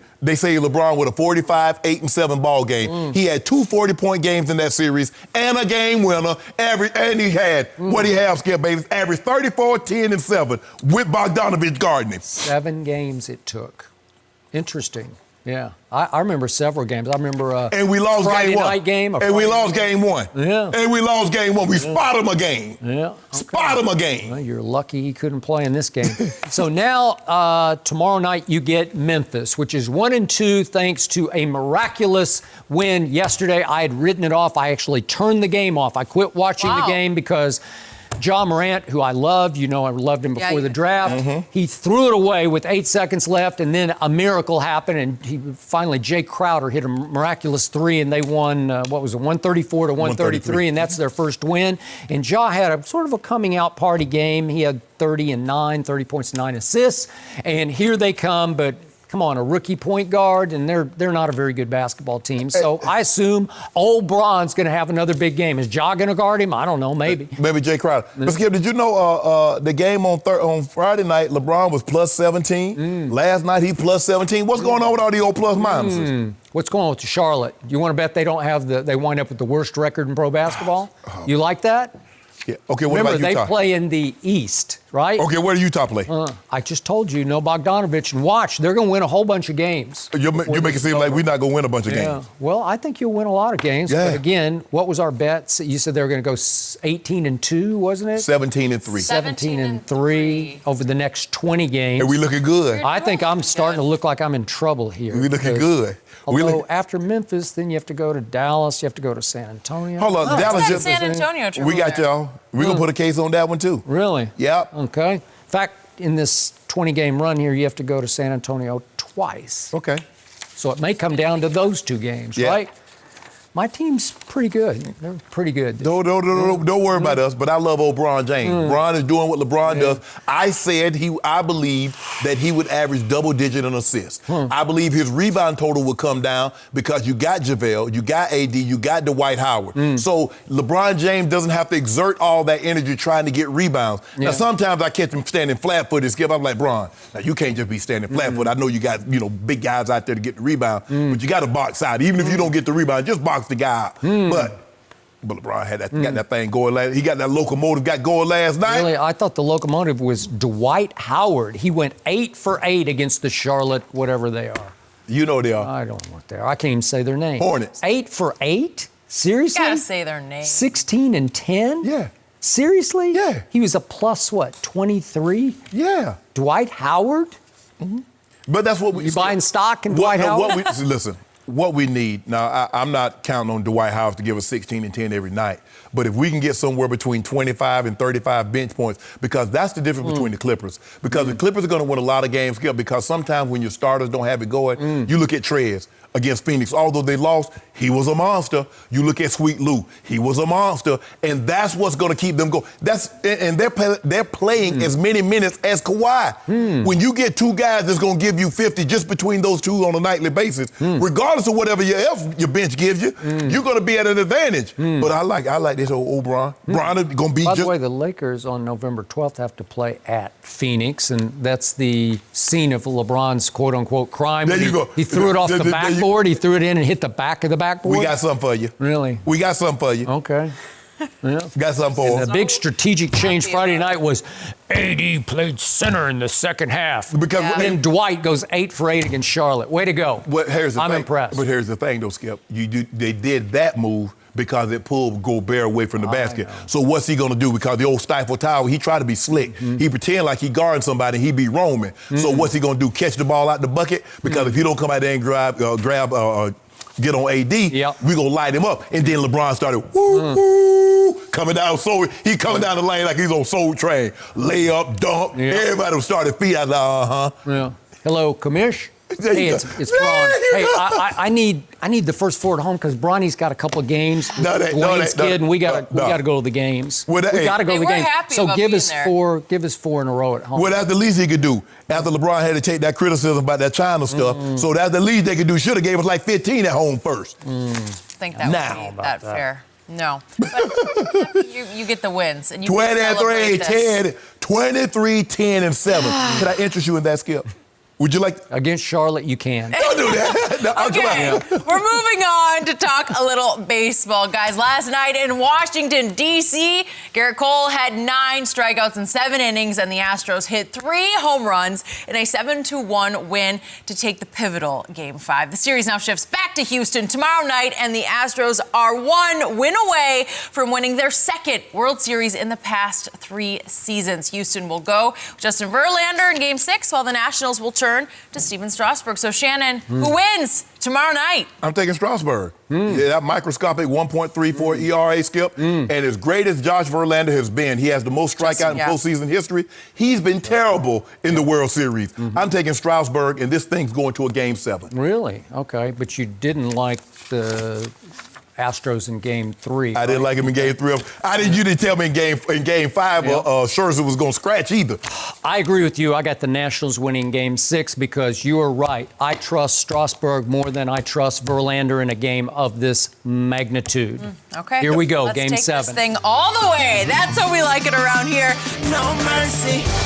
Tom Brady and the Patriots were in the driver's seat all day against the Browns yesterday. The defense forced turnovers on 3 straight Cleveland offensive snaps that included 2 fumbles from Nick Chubb and 1 Baker Mayfield interception. Brady had just over 250 yards through the air with a pair of touchdowns, both to Julian Edelman.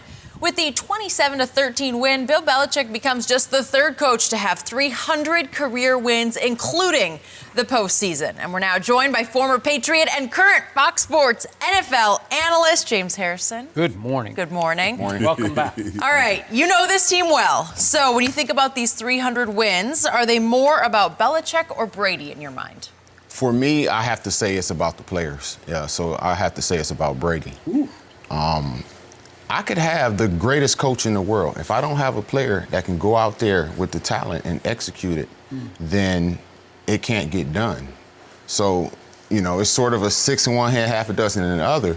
But when it comes down to it, that caliber of player, the caliber of players, through his career, he even said himself, the players that he's had good players, great players. And those have contributed to those 300 wins. He hasn't went out there and played a down of ball to do that. Of course, I have seen players and teams win in spite of coaching, but the other way is done way more often than vice versa. So Shannon Sharpe, a guy who played defense for Bill Belichick at the end of his career, is saying, I'm going to give the edge to Tom Brady. Okay, but I'm not going to do that. I didn't play one down in New England. I've never set foot in New England except to put foots in New England because I won a lot of time, a lot of games there. Was Tom Brady there? Yeah, I beat him. I beat him in 2002. Did you? Yeah, after they won the Super Bowl, we beat them. The Denver Broncos with Brian Greasy went in there and beat the brakes off them. Yeah, run to look it up. I'm You know glad what? Look it up. That disqualifies Tom Brady from the Hall of Fame. I don't think he belongs now. That's what I was saying. See, there you go. There you go. 2002. Yeah, look it up. I'm going to take Coach Belichick because Coach Belichick has so much on his plate. He has to worry about the offense. I got to get what Tom needs for offense. I got to worry about the defense. I got to worry about special team. And the one thing that he's done a better job of than most coaches ever do is turning over his coaching staff. Ooh, it's hot. Turning over his coaching staff. Bill O'Brien is somewhere else. These guys leave, and for the most part, they don't even get an opportunity. Romeo Crennel is somewhere. Charlie Weiss didn't get an opportunity to come. The only guy that's left there from a coaching standpoint, Skip, and come back has been Josh McDaniels. None of the other coaches leave and come back. And you look at what he does with Jamie Collins is in the running for Defensive Player of the Year. He got cut from Cleveland. Kyle Van Noy, he got cut from Detroit. Chung, he got cut from Philly. Jason McCarty, he takes these guys, and these guys playing at all pros. They're playing at Defensive Player of the Year type levels. That's what he does. And he does it it doesn't matter. Because I saw him in 2008 when Tom got injured, he took Matt Castle, Ice Cream Castle, and win 10 games. I saw when Tom Brady was suspended in 2014 for the first 4 games, I saw him win 3 of those 4 games with Jacoby Brissett and Jimmy Garoppolo. That's what he did. Jimmy Garoppolo is undefeated right now. Jacoby's really good. Oh, he's also playing well. That's why he wanted to move on. By the way, he knew he was a good player. Matt Castle went on to Kansas City and made the Pro Bowl. Wow. Yeah, that's pretty good. A guy that didn't start one game in college. He played behind Carson Palmer and Matt Leinart. Is there any shame in that? Coach Belichick says, you know what? I see something in you. The very same thing he saw in Tom Brady. I see something in that guy. That guy that couldn't beat out Brian Greasy, but I don't know. We're not talking about that. We're talking about NFL. Coach Belichick gets 75%. Tom Brady gets 25. 25? You can't even go 50-50? Nope. How you don't go 50-50? Easy. Because he doing all the shopping. He doing all the cooking. So if he go in there and he puts me at quarterback, we can go ahead and get this done because he's such a great coach? You at quarterback right now, they 6-1.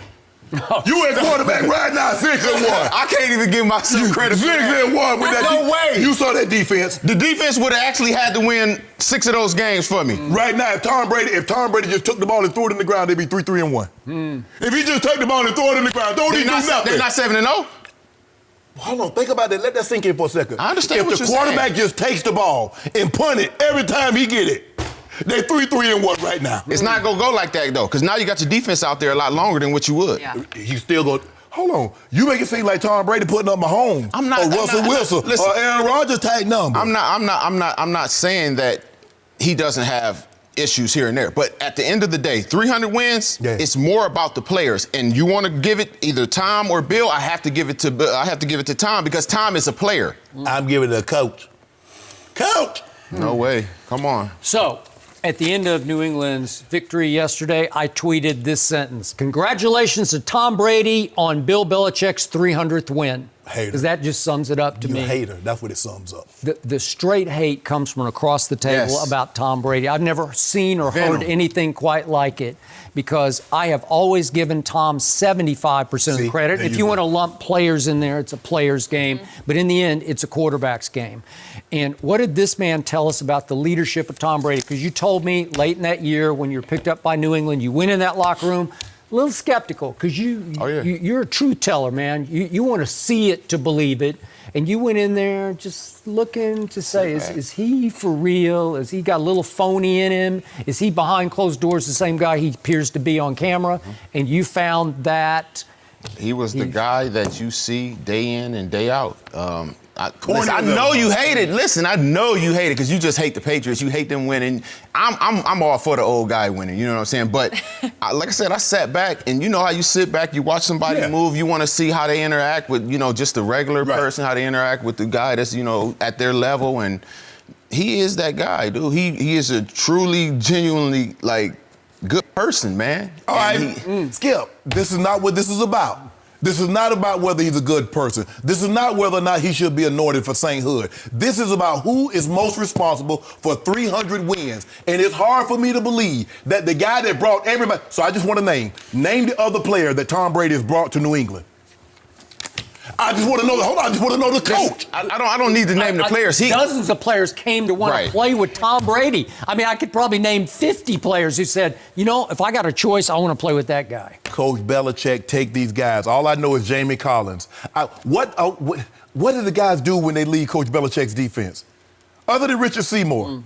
You had to be like an all-time great player. Ty Law's in the Hall of Fame. And they're going with a different coach that probably don't know how to use them appropriately. So now how to use them appropriately. So that's on the coach. So it don't matter what the player is. If the player still has to play, though. But if the coach don't use you appropriately, how can you play if you're not in a situation where so how you going to get 75% to the coach if you're saying the player has to play? It has to be 50-50. Give it 50-50. Be honest. No. Yes. Coach Belichick brings all this thing together. Okay. He brings the coaches and he puts the players in situations in which they can succeed. So, Shannon Sharpe, riddle me this. Okay, let me try.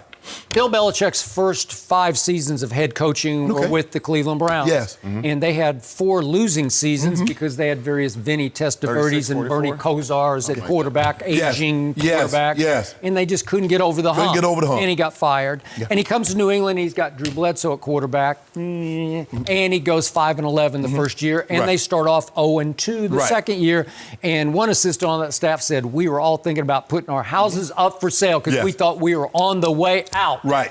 And a player that Bill did not actually choose in the draft. I mean, it wasn't his idea to draft Tom Brady. Took him in the 6th round. kept him on the team. I give him credit for that because he kept him as the fourth quarterback the first year and Which the is second unheard year. of. And you start seeing him in practice and you start saying, wait a second, maybe we have something. Right. And he had elevated him to backup, and he gets thrown into that game in which Drew Bledsoe got hurt, and the rest is NFL history. Right? Right. And the guy that's made NFL history threw one touchdown in all the playoffs. He threw one touchdown. So how great was Coach Belichick's defense? Well, it was really good that year, but Tom Brady led the game-winning drive in the Super Bowl as the first Skip, you talking about a drive. It's hard, man. What good is a game-winning? He completed 5 straight passes under pressure as a hopeless underdog. The guy held a team that had 4 Hall of Famers on the offensive side of the football to 17 points. That's what that defense did. That defense last year in the Super Bowl, Tom Brady had a 26 QBR, held the second highest scoring team in the NFL to If you want to go to individual games, he's more responsible for this game than he is that game. True statement. But for 300 total altogether, what is it, 236 or something like that together? It's crazy. Come on. And Bill, I trust. Yeah. Well, I used to trust Bill until this guy witnessed firsthand. Nick Foles put up 41 on Bill Belichick in a Super Bowl. But see, there's my point. See, now you make my point for me. Because when Coach Belichick's defense don't stand on their head, like Hosek or Patrick Roy in the Stanley Cup, what happens? Tom Brady throws for 505, the all-time record in playoff games. And his defense didn't stand on his head. Yeah. What happened? We couldn't make one stop, man. All we need to do is make one stop, man. And what happened when Tom Brady led another game-winning drive against Eli in the first Super Bowl? Belichick's defense allowed Eli to come back and go 82 you averaged yards 37 points, James. You can't get me for 14? Wait a second. James, you averaged 37. Yeah, I got the goal playoff time. Wait. The GOAT coach gave up an 82-yard, 13-play drive to Eli Manning and lost the game 17-14. Hold up, Michael Jordan. If Michael Jordan in a game 7 gives you, now he's been averaging 35 points in the playoffs, a career 30-point night guy, and all of a sudden he give you 15 and they lose, what you gonna say? Michael Jordan never needed a Game 7. I'm just saying, Skip, baby. He never needed a Game 7. Guess what? Not once. Coach Belichick says, you know what? I gave up 41 points, but Tom, if you don't turn it over, guess what? We win. Listen, there's no way you're supposed to give up that many points in any game. I don't care where it is. Tom Brady dropped that touchdown. What about that touchdown he dropped? That wouldn't have been a touchdown. That would have been a first down. That would have been a first down. That would have been a first down. You got? Just Shannon, you've for the lost this record, 300 wins, Shannon. Coach Belichick got 300. You probably got 30 games you can point out. Coach Belichick got 276 of them. I get Tom Brady 24. Wow. All right, I want to quickly say we did a little research, and you had a touchdown in that game I got in him. 2002. Yeah, so I got there him. you go. Got him. You always have that one. You know what? That disqualifies Tom Brady. The whole He's thing? out. If he had the touchdown. He might be, what were you, third ballot Hall of Famer? So will Tom Brady because he lost to a third ballot Hall of Famer. And I got a pass interference on Tabucky Jones on a goal route that iced the game. You remember everything. Your memory is incredible. Oh, look at Tabucky. I took him deep. Who drafted him on one? No mercy. Well, Antonio Brown made news over the weekend with several tweets that ranged from saying he was working on writing a movie script to him saying that Derek Carr should send the Rolex AB gifted him to Tom Brady. Brown also tweeted that everything was calculated to put him in his current position without a job, and the truth will come out soon. So, James, in your opinion, what is going on with AB? I think right now he just has a lot of time on his hands, and he's not used to having to be in the position that he's in. So he's filling that void with, just shooting back at whatever tweet he finds maybe not respectful of him or not what he wants to hear. I think right now, I haven't had a chance to talk to him in a while. I think right now he needs to get some people in his corner that actually care about him as a person and that are going to tell him exactly, give him good advice. I've tried to talk to AB and give AB advice, but, he's a man and he's going to do what it is that he feels is right and what it is that he wants to do. And I think right now he has a lot of people in his corner that are yes men. And they're like, yeah, you're right. Yeah, you're right. And, I just feel like he needs to sit back, look at the whole situation and understand that, where you're at now is partly your doing, man. And it's all his doing, ain't part. You're going to have to, take responsibility for that and just like get a grip and start taking the advice of people who actually want to help you, Antonio Brown, and not Antonio Brown, the player that just want to be around you because of your status. So before you go, Go ahead. there was a time you guys were really close and you were his big brother figure, right? And he even would come over to your house and hang out, and that's pretty close right there. And now it disturbs me that you're saying you haven't communicated. Have you tried, or is he just not? It was text here, there, but we really haven't, communicated, since everything really started going where he left, to be honest with you. He wasn't close to come over. We've had talks at the house, and, it's heart to hearts, and, I think, we have a common ground or understanding, and then, turn around and I'm like, bruh, come on, like, why this, man? I just couldn't take it. I can't take him doing this or doing that. And, I think it's more of a ego thing too. He has a big ego, and he doesn't feel like he wants to do things anybody's way but his. And I think that's something he's going to have to understand, that, the NFL has been around for 100 years. Yeah. And it's going to be around another 100 years. And they're not going to, twist and bend to, what it is that you want to do just because they feel like, because you feel like that's what should be done. And, I think until, somebody can actually sit down and talk with him and get through to him and get an understanding, that, that's going to be something hard for him to do. Those are wise words. Go ahead. You say he has a lot of time on his hand. Why does he have a lot of time on his hand? Because everything that's transpired in Antonio Brown's life is Antonio Brown's fault. For the very first time, when someone started to try to hold him accountable, the Steelers let this skate for far too long. And the moment they tried to hold him accountable, he bucked. He wanted out. He wanted his money. Remember, Skip, he got on IG, says, anybody that got guaranteed money, call your boy AB. Well, the Raiders was really one of the few teams that say, we got guaranteed money and we want AB. And guess what? He didn't want to show up to practice. He didn't want to show up to walkthrough. So they held him accountable, took some of his money. He bucked. He released me. Now, he said he tried to recruit some of his money, but, or Mark Davis got a text. So see what this text said? The text said, AB said, release me. They obliged him. They released him. What transpired?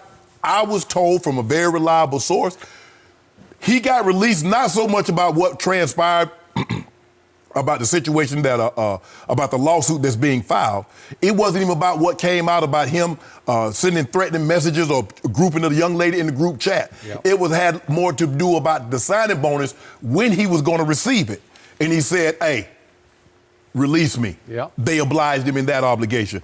Well, Antonio Brown, when was the last time you heard somebody mention Antonio Brown in the NFL? You see, we're talking about him now because of what? Because of the tweets. Yeah. Ain't nobody in the league office talking about it. Ain't nobody in the team talking about him. Antonio Brown, because he said something very interesting when he sat down, I think it was Jeremy Fowler, but he did an interview. He says, from moving forward, the NFL gonna play by Antonio Brown's rules. He must be a damn fool. James, you played this game. How long you played? 14? 15? 16. 16. Woo. I played 14. The NFL is never going to play by a player's rule. Because you know why? Because when the Jerry Rices, the Joe Montana, the Peyton Mannings, and all these greats retire, the NFL keep going.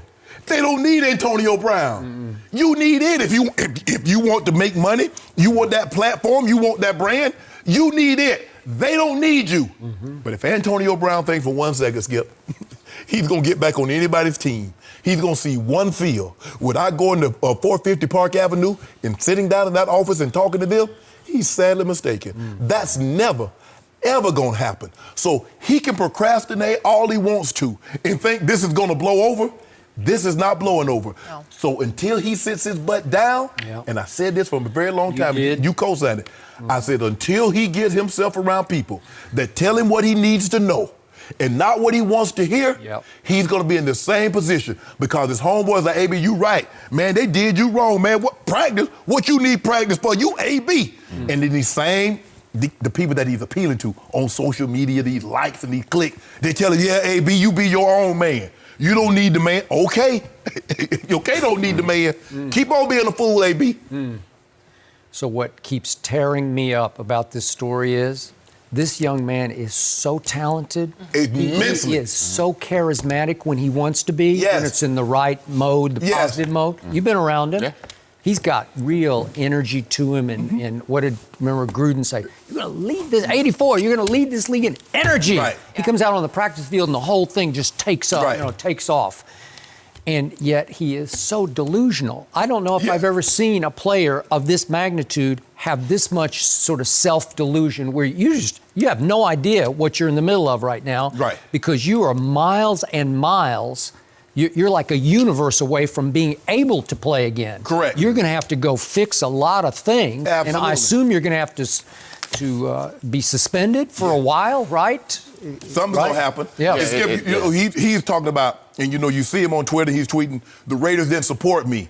Well, there's the clip of him standing next to John Gruden. I want to thank you for supporting me with the feet problem, the helmet problem, and I want to thank you for all your support. That because was on Hard Knocks. Yeah, from all the outside. Now, he didn't get support. Skip, how many people? Now, once the NFL, this was a 2-year process, the NFL says, everybody that's wearing the helmets, you're going to have to change the helmet. They gave everybody. They let certain players, there was about 15 of those guys, they let them be grandfathered. Tom Brady, A.B., Aaron Rodgers was one of those guys. But they said after this year, no more. Yeah. Because they don't want the liability. Something happened to you in one of those old helmets, Skip, they're going to be held to pay. So no more. He kept that going. And Gruden and Mike Mayock, hey, okay, now we got a resolution. You lost your appeal. You filed an appeal. You lost that. Okay, so what's up, bro? Come on now, we need the helmets and your feet. Skip, the walkthrough. They go on the road. They're going to play into, I think, Toronto. What they played was Ottawa. They played somewhere. They played in Canada. Oh, yeah. They got the walkthrough in the hotel, James. James, you're upstairs. Come down to the ballroom and do the walkthrough. Nope. He doesn't show up. Too good for that. Tom Brady needed him more than the NFL needed. Yes. Because he wanted him badly. Skip, what did Tom say? Tom said, I had the same helmet for 5 years. Yeah. Tom Brady changed. Aaron Rodgers said, I don't like it. He changed. Most guys are very, very superstitious.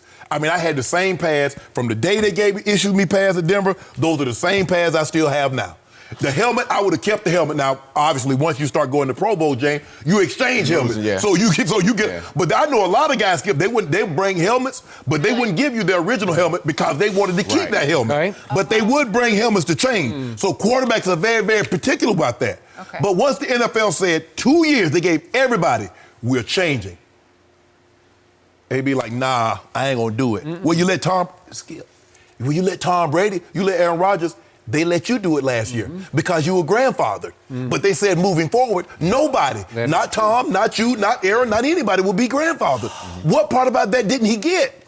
So when New England finally had to dump him, what happened? He took a personal shot at Robert Kraft via Twitter, and then he flipped completely around and said, take me back, New England. Burn that bridge, man. Yeah, Bruh. unfortunately, it doesn't work that way. Come on, you're gonna have to pay me, so you might as well play me. No. And social media, it lives on. That's what people are forgetting. Right. You don't get away with tweet anything. Can stay there forever, and they could bring it back up 10 years later. Even if you fight a erase it, case. because guess what? Somebody has screenshotted it. Oh, yeah. So it doesn't matter what you do with it. Wasn't this a classic dry snitch? And it was the tweet, I think, yesterday that he said he gave a Rolex to Derek Carr, and now you should ship it to Brady, right? Give it to Brady. Why you dry snitching about me? I don't think he needs to do that. No, probably not. That's a gift, James. Either way, thank you. He just doesn't get it. He doesn't get it. And might need some help in that sense. But always good to have your take on the Patriots as well. It's really important. No mercy.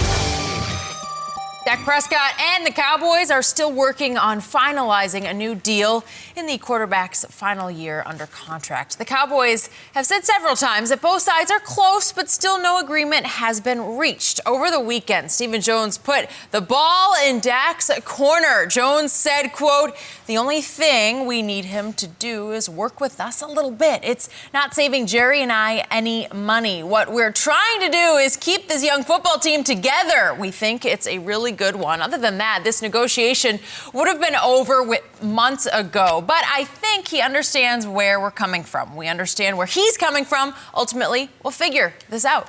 Shannon, Do you agree that Dak should work with the Cowboys a little bit on this deal? Hell no. Absolutely not. Skip Bayless has made it crystal clear to me. Skip Bayless said contracts is not about what you've done. Contracts are about what the team think you will be. Ooh. Skip Bayless has told me, Jerry Jones and Stephen Jones have said, Dak Prescott will win multiple Super Bowl MVPs. Multiple Super Bowl. Yeah, yes, you did. Yes, you did. MVPs. No, I'm Super Bowls. I said Super multiple Bowls, Super Bowls. Plural has come up. That's what you said. He will win multiple. MVPs. Okay. You said you'd win multiple Super Bowls. That needs to be adequately compensated. Okay. I've told you from day one, from what I was hearing, that the reason this contract has not gotten signed is that Dak and his agent, Todd France, was unwilling to give Jerry and Stephen Jones the discount that they wanted. That's what I heard. Oh, no, this thing gonna get done. Okay, I'm just telling you what I heard. I mean, if it's a lie, I hate, you know what? I used to get in trouble so much, Jenny, from talking behind people. Really? My grandma say talking behind people is repeating what you heard someone say. Yeah. So I used to get in trouble because I hear it, I say it. My grandma, boy, I was slept it. But so I was just repeating what I heard. All right. That the reason this deal has not gotten done is that Dak and his representative are unwilling to give them the discount that they want. You see, Skip, Dak understands. See, Dak's looking at it like, hold on, wait a minute. I'm a fourth round draft pick. You could have given me, because Lyle Collins was an undrafted free agent, they gave him $1 million to sign, something that's unheard of because they believed that he was better than what the undrafted free agent status that bear his name. Okay. Dak Prescott said, y'all thought I was a fourth round pick and y'all paid me as such. I do believe after this first contract, Dak would probably be more inclined to give them a discount, Skip. But my first bite at the apple, I'm trying to buy as big a chunk of the apple as I possibly can. I'm talking about this old nice Honey Crisp. You know I love old Honey Crisp. Yeah? That's your fave? Man, they about $3 a pound. I give me about 4 of them, slice them things up, wash it all real good. I love a good old Honey. Tell me when it's my turn. It's not your turn. Getting bored. Yeah, but your guy, apple talk? Your guy, if you think that Dak Prescott is going to give you the discount that you want, you're sadly mistaken. And that's been the hold up all along. And then again, Steven and Jerry keep trying to sow that seed. Hey guys, fans, Dak is selfish. If you don't give us a discount, he really selfish. He doesn't care about winning. He don't want to win Super Bowl. He want to fatten his bank account. Yeah, I sure do. I believe two things, because they're not mutually exclusive. Just because I give you a discount doesn't mean we're gonna win. And just because if I don't, doesn't mean we're gonna lose either. Yeah.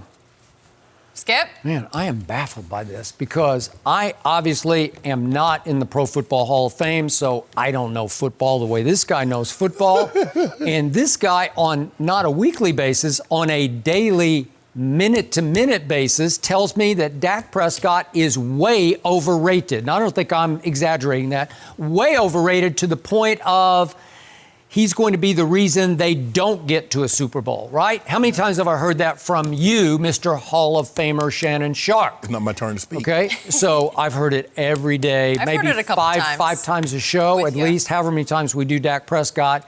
He is basically, in your mind, a bust because he is so overrated. Well, it's close. It's real close to being, you just can't win with that guy. So why wouldn't you be on Stephen Jones' side here? I'm dazed and confused over your position because it seems like you feel strongly both ways. He's way overrated, but he should say, hell with you, Stephen and Jerry Jones. I want $40 million, right? 40. Okay, so why wouldn't you band together with Jerry and Stephen and say, I'm on your side here because maybe this is all code for we just don't think he's that good. When they say we need him to work with us a little bit on this. And their whole point is because you want to be surrounded by a stronger supporting cast, and there is a really hard cap. There's a soft cap in basketball, and LeBron still says, I want to take the max. Yep. Why would you do that while Tim Duncan was taking $5 million a year down the... Tim Duncan was Tom Brady. He chose to play for less than his market value. Dak Prescott said, I'm going to be LeBron James. Tom Brady takes embarrassingly little money to do what he does. But Steph Curry didn't take no pay cut, and they won titles.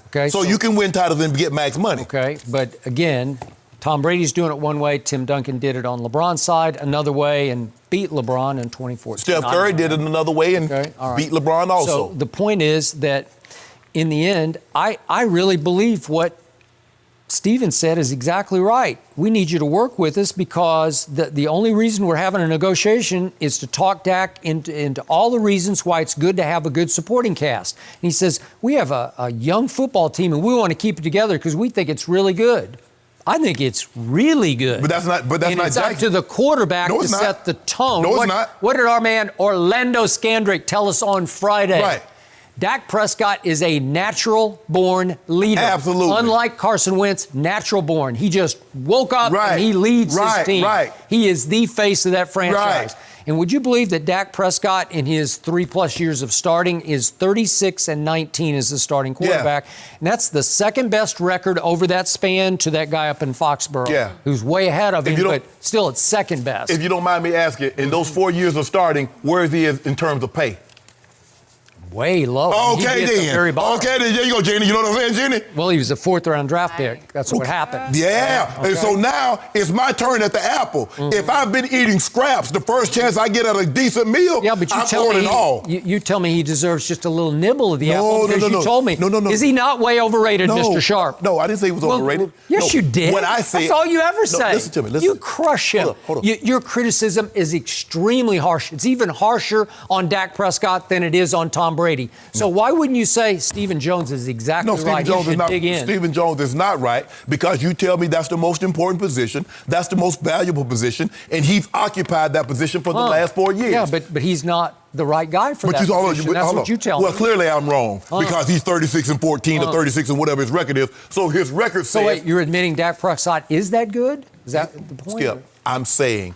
Dak works better when Ezekiel Elliott is running the football. But that's neither here nor there. Well, so why wouldn't Zeke deserve more money than Dak? Because he doesn't play the position. It's structure. Running backs get this, D linemen get that, quarterbacks get this. It's not like football. It's not like basketball and baseball where a pitcher can make the same as an outfielder and a catcher can make the same as a first base. Stephen, according to Shannon Sharpe, just dig in and say, I'm sorry, you're just not good enough to get $40 million. You're good enough to get $28 million like Kirk Cousins got. Well, Skip, do that. Do that. You got 2 franchises and see how that work out for you. Well, given what you say about Dak Prescott, they should actually just cut bait and move on. Do that. Let's see. Hey, hold on. But didn't Jared just say if Jason Garrett was on the open market, we see he'd be a hot commodity? Let that go to the open market and let's see. I have a feeling. Well, wait a second. Is he overrated or not?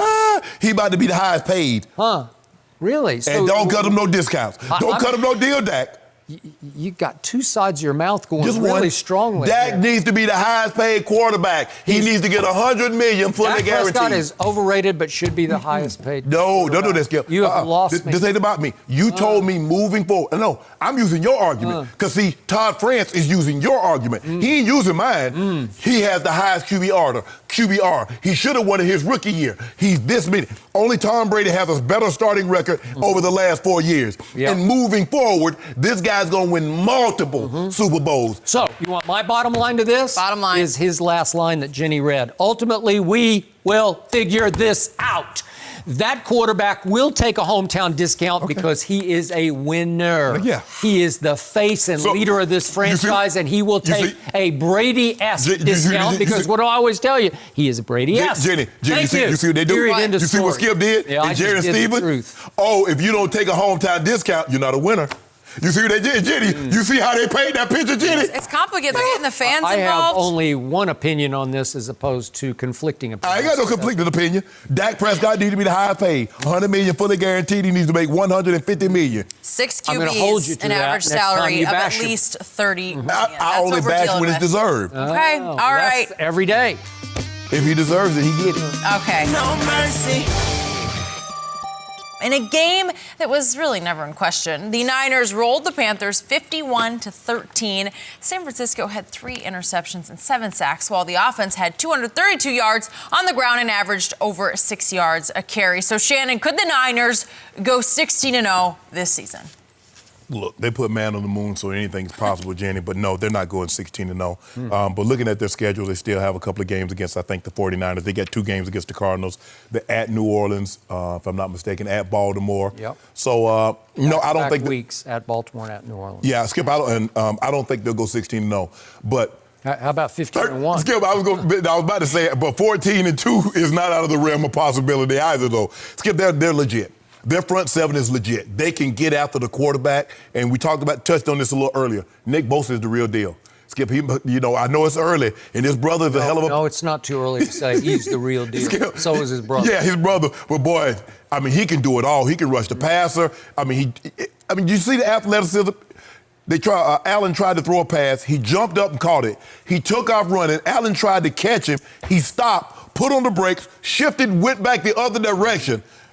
He's for real. Their defense is for real. The only thing that concerns me, Skip, in 6 of the 7 games in which Garoppolo started, and he started all of them, he's turned the ball over. You're not going to always win games 51-13, 51-10. I think they scored 41 the previous week. Some of these games are going to be nip and tuck. You turn the ball over in a nip and tuck ball game, Skip, you get your butt beat. Are they going 16-0? No, I don't believe they'll go 16-0. But would I be surprised if they went 14-2? Absolutely not. I hate to say this, but we thought December the 8th was going to be the game of the year at Foxborough, Kansas City at New England. Yeah. Guess what, boys and girls? It could be at New Orleans. It could be San Francisco at New Orleans. Will that not be for a lot of NFC that might be for home field advantage throughout the playoffs in the NFC. And I'm not going to be surprised if San Francisco doesn't go to New Orleans unbeaten. Yes. I'm not going to be surprised because they're better than Seattle, and they got 2 left with them. Right. Can they beat Green Bay at home?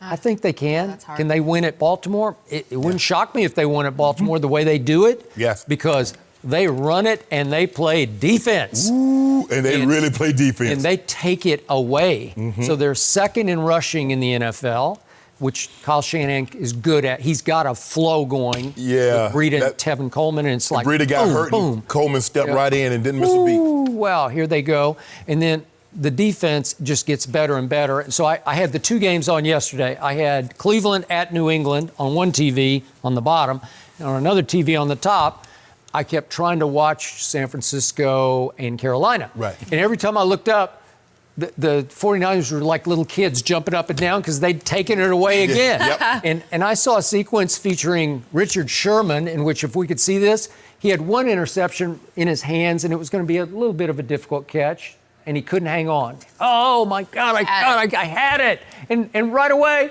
he gets that one. Yep. Look at that throw. It's like he was the intended receiver. He's just standing there and playing zone, right? And it just hits him right in the hands. Yeah. I mean, how bad is that, or how great? It's like the magic carpet has taken off. And that's what happens, Skip, with turnovers. Once you start getting a few, it's like New England. Contagious. It seems like every game, somehow the ball finds their hand, and those guys don't miss. And if New England were not on a historical defensive pace, thanks in large part to the lack of competition so far, that this defense would be historic, right? This would be leading in every category.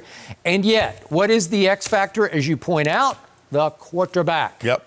The quarterback has 9 touchdowns to 7 interceptions. Jimmy Garoppolo, I don't know. He's lost a couple of fumbles, so he's tied for 8th in the NFL in giveaways. Jimmy G is. Yep. And what did he do yesterday? He threw a bad pick. Right. And he got sacked in the end zone for a safety, which was not the prettiest sight. And that's the thing, Skip. You would think, why is a team that can run the football like this, why is he turning it over so much? Because a lot of times the guys are wide open, because when you put that ball in their belly and they roll over and you come up out of it, Skip, guys are stepping up because they got to stop this run. Yep.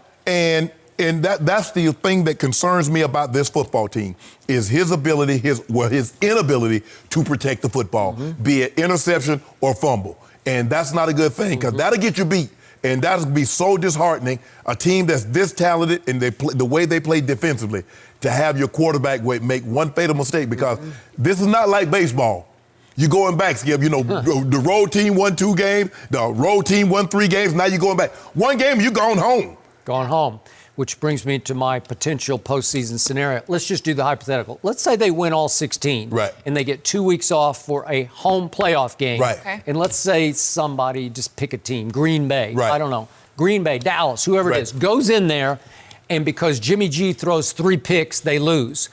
Is it possible that they would cut bait with Jimmy G and want to take Tom Brady, let him to come home? Yes, they would. Yeah, yes, they would. I can imagine. There was a report, and I can't remember who had it yesterday, that it's possible Tom would consider the Chargers because of the L.A., and they're moving into the new stadium. Was it NFL.com? I can't remember. I did read that as well. Okay. Yeah. But I brought that up on the show last week to you. I said, don't write off the Chargers here because they loved living in L.A. They had a house in Brentwood. God bless Brentwood right now because it's under siege from fire. Hope all those people are okay. But the point is that he lived in Brentwood for a while, and he off-seasons in Brentwood, and Alex Guerrero is from L.A., and Tom House, his sort of throwing coach, lives in L.A. Yeah, but I know the Chargers would be a sexy pick because of L.A., and, you know, they got some good receivers, but I believe the 49ers would be a better situation. It would be, well, how? Would that not be perfect? Because they can run it, and it'll take some pressure off of him, and he doesn't. Tom Brady's still a great play-action quarterback, and they got some receivers, and they still got the means to go out and get another big-time receiver. They do, and the tight end is a stud. Oh, George Kittle's for real. Stud. George Kittle's for real. Circle for him. Geez, 7-0, first time since 1990. That's 2 years old. That's impressive. Wow. No mercy.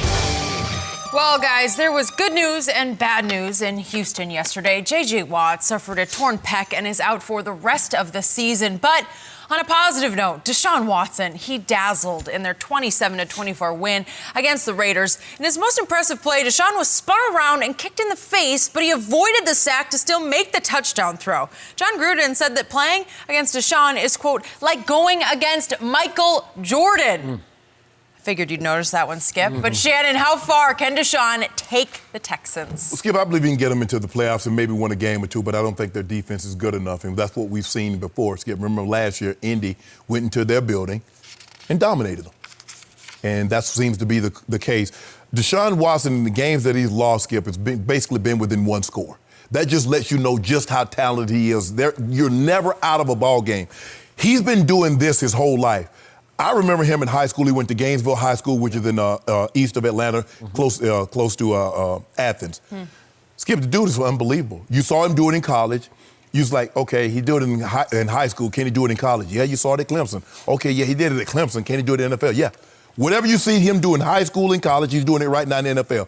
He's spectacular. But, Skip, I just don't know if his defense is good enough to hold up. And now with J.J. Watt going out, they traded Jadeveon Clowney. Skip, I just don't see them having enough firepower on the defensive side to slow someone down. And that's what you're going to have to do. You're going to have to play defense in the playoffs. It can't be all offense.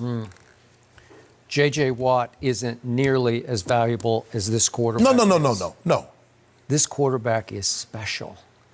This quarterback, this is the one quarterback I don't mind John Gruden going Michael Jordan on. And as much as I revere Michael Jordan, he gets to be Jordan-esque. He is the gutsiest playmaker, the most courageous playmaker in this league, as far as taking punishment and just jumping back up and making another play.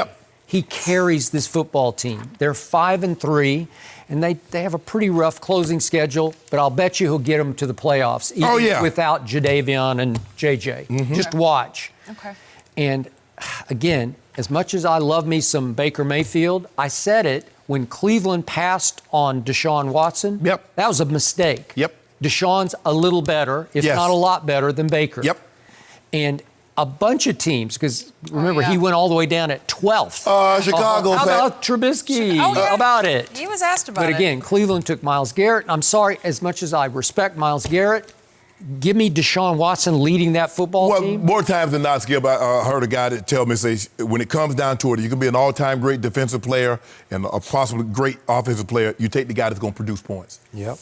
You always take that guy that's going to produce the points. And all I needed to know was against St. Nick's defense, back-to-back years, championship games, he put up monster numbers the first one, and they barely lost. And he put up monster numbers in the second one, and he hit little Hunter Renfrow, who had a big play for Oakland yesterday. He hit him for the game winner. That's all you need to know about Deshaun Watson. And the thing is, Skip, it looks like they're going to have to go on they would have to go on the road in order to get to the ultimate destination, which is in Miami at the Super Bowl. I just don't see a scenario in which a dome team, and you don't see that often, Skip. Dome teams going outside in January, because normally the teams that have home field normally are cold weather teams. You see New England, you see Kansas City. You see those are the type teams that's going to have the home field advantage. So you're going to have to go from the confines of 72 degrees, everything perfect, to, you might get rain, you might get snow, you might get wind, you might get hail, and you never know what you're going to get. So that's why I think it would be really, really difficult. I wouldn't count him out because he can make plays. Can he make plays? And again, does he have the arm talent, Patrick Mahomes? No, he does not. Is it above average? Yes, it is. Can he make plays? Can he sort of make them happen with his just guts and courage? Right. Yep. But I think now, if you're redrafting, Mahomes going 1, he's going 2. Okay. If you could redraft right now, Skip, that draft, sure. Mahomes is going 1, right, he's I'll going 2. That. And Skip, what makes it what gets Chicago fans so upset is that they're looking at Mitchell Trubisky and it's like, dude, we could have had Deshaun Watson, we could have had Patrick Mahomes, and you traded up to get him? And remember, a bunch of teams, Jacksonville and Tennessee passed, and the Jets and the Chargers passed, and the Panthers and the Bengals passed. Just a bunch of teams could have had him, You can understand Carolina passing because Cam, if I'm not mistaken, had just come out winning the MVP. So you can understand Carolina passing because Cam had just won the MVP. 35 passing touchdowns, 10 rushing touchdowns, if I'm not mistaken, Skip, just come out the Super Bowl. So you can get them. But there are all these other teams. Yep. Wow. And look what Andy, Skip, Andy came from 27 all the way to 10 to get Patrick Mahomes. To 10, yep. And this is just me. I'm going to say it again. If I were picking first in that draft, I would have taken Deshaun. Now, knowing what I know, I'd take Deshaun over Patrick. And again, I have nothing but respect for what he's freakish with what he can pull off. But Deshaun's intangibles, whew, it's hard to beat his intangibles. Right. Watson is playing to remind everyone, all those teams who overlooked him, and we are seeing it. It's been fun to see. No mercy.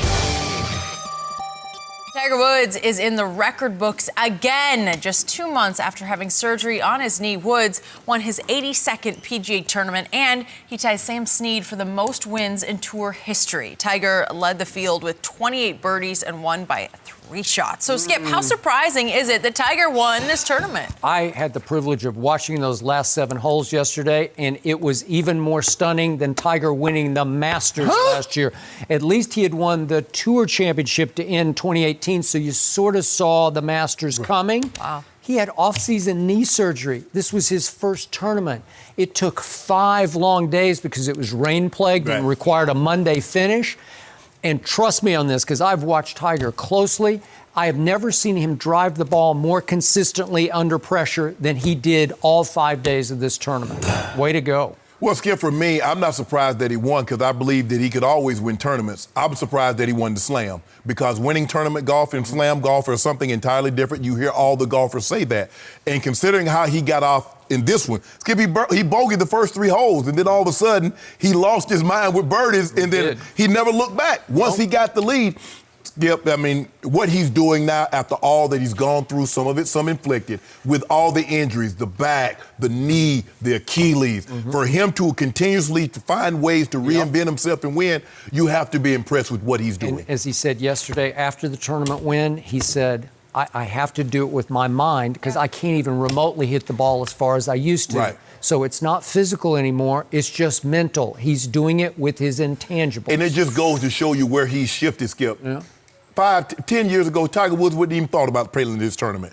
But now, this is where we are, Skip Bayless. This is the Tiger that we're moving forward. It was a high-quality It was. He had some big names up there to lead for. Congratulations to him. Give him By credit. the way, would you believe I once played a round of golf with Sam Snead? Really? Oh, way back, man. Yeah. Wow. I did. That's impressive. Yep. A Tiger keep on playing like that, I might can get him for like 2 holes. Okay. Might can get him. No mercy.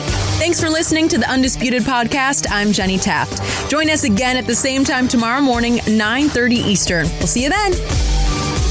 Fox Sports. One of one.